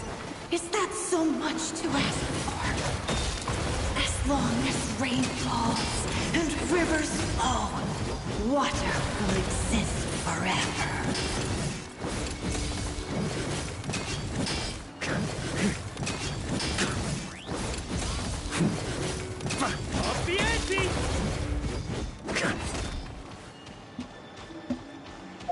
Okay, yeah, no, I am liking that.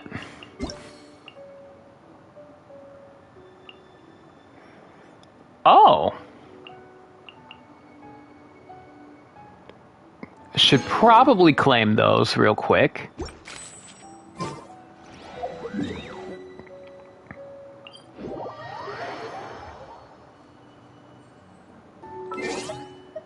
So yeah, no, I am loving that team. I am loving. What's our objective? Oh no, not D-Luke. I wanted Mav right now. Archon reporting for battle. You want me on your team? Yes, Benny.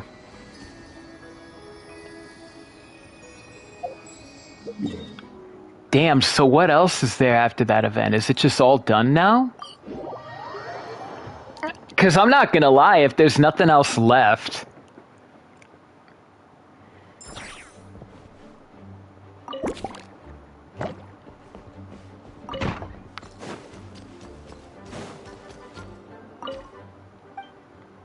Oh, no, that's not it. I want to hear the thing with Alice again. Oh, no, I can't hear it again. Oh. I can't hear the dialogue with Alice and Klee again. Damn it. Oh. That was a once-in-a-lifetime opportunity.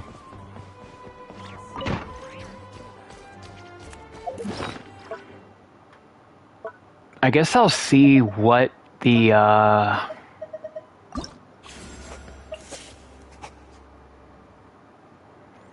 Sucrose is working on an alchemical potion. I'll definitely work on this next time, because that's going to help me out a lot. And I'm already at 888. Y'all know what that means, kids. It means I'm going to be a lot more broke. Yeah, Varka's gonna get triple crowned. I am triple crowning the hell out of this man. In fact... Wait, really?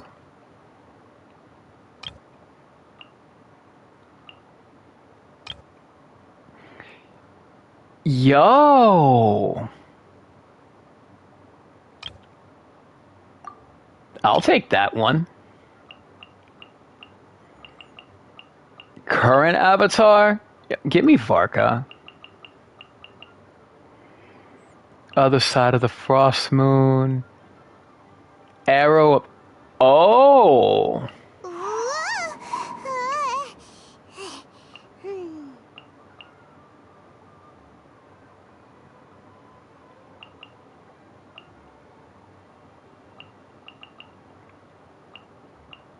I don't know what a good chunk of all this is, but...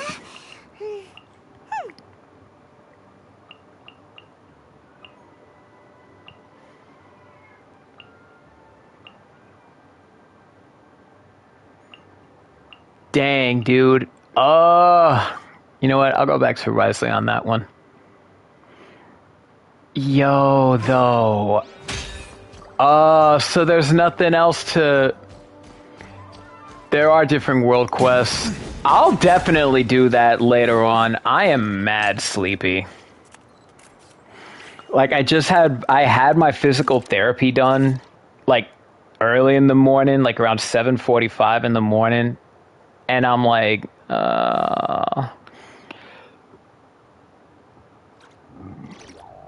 like to drink on occasion. Any and every occasion.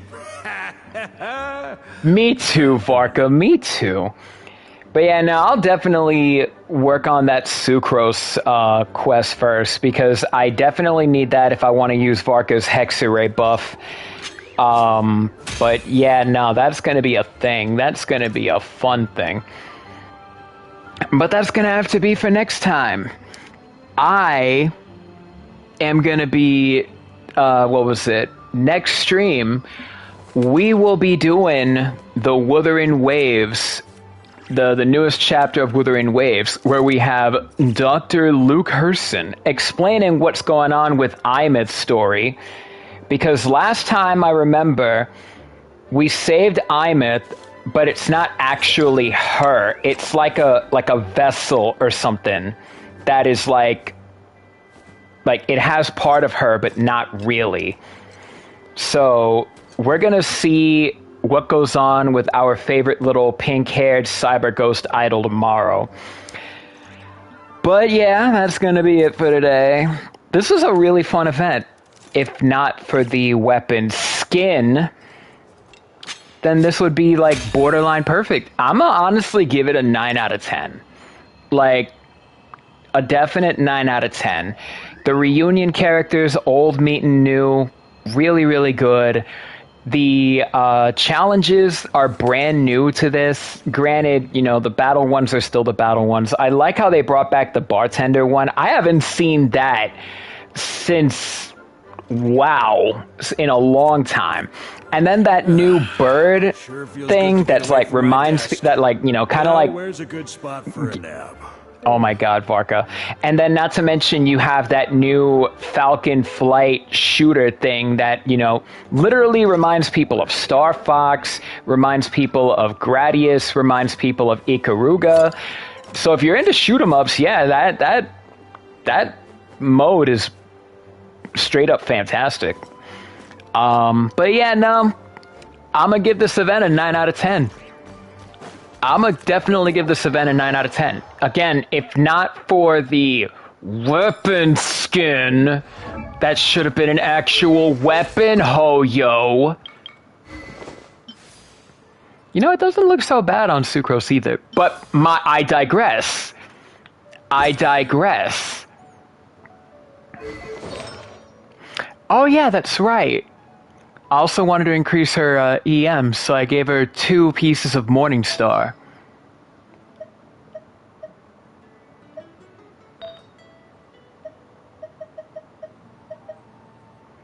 I could give her more EM because she does need that. But that right there looks perfect. Oh no, that's Shinobu. Oh, I gave her the HP one.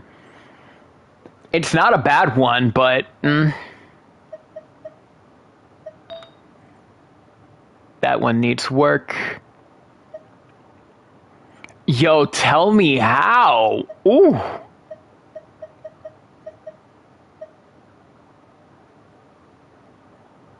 Who's holding that one? Oh, that's me.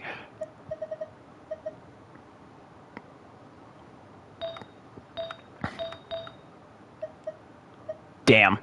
But yeah, no, like I said, this event, oh yeah, 9 out of 10. 9 out of 10. The bartending stuff, like, really takes me back to the olden days. This Falcon shoot 'em up quest is great.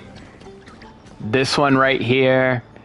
If you know how to utilize the reactions so much better, then by all means. This one pisses me off, though. Because I'm not a plunger character. I don't know what the hell I'm doing for that one. Other than that, ooh, clean across the board. Other than that one.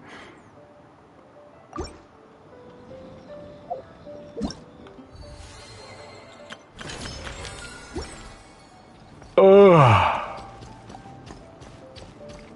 But yeah, no, I'm gonna get us ready for Wuthering Waves tomorrow. Yo, this girl really be busting a move. I feel like I want to take pictures with her, like, with Shilonen out, like, just with a DJ, like, doing her DJ animation, like, right there. Like, right behind her. Yo, she is going in. Or maybe have Kachina breakdancing with her. Yeah, that would look sick. Yeah, this girl be going in. Hold up, hold up. I want to see Shilonen get down with her real quick.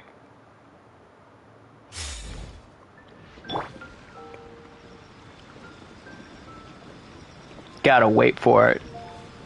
Gotta wait for it a bit. I want her to, like, bust out the DJ stand.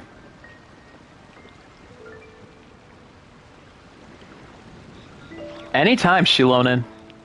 Anytime. This may take a while. There we go!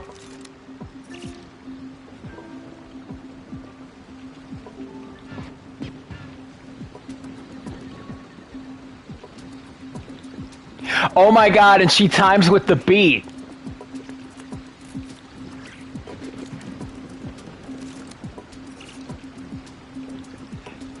Yo, she's timing it with the beat. Hey, yo! Alright, that was sick. That was sick. I'm so glad I caught that. Alrighty. I'm gonna go and get some sleepies now. But yeah, join me at 6:30 tomorrow, Eastern Standard Time. We will be doing Wuthering Waves. We will be doing this new chapter. And we're gonna try to see if we can find a way to save poor Imith. Should be fun. But I'll see you guys then. Until then, everyone, stay safe, stay healthy, and above all, stay golden. I'll catch you next time, guys.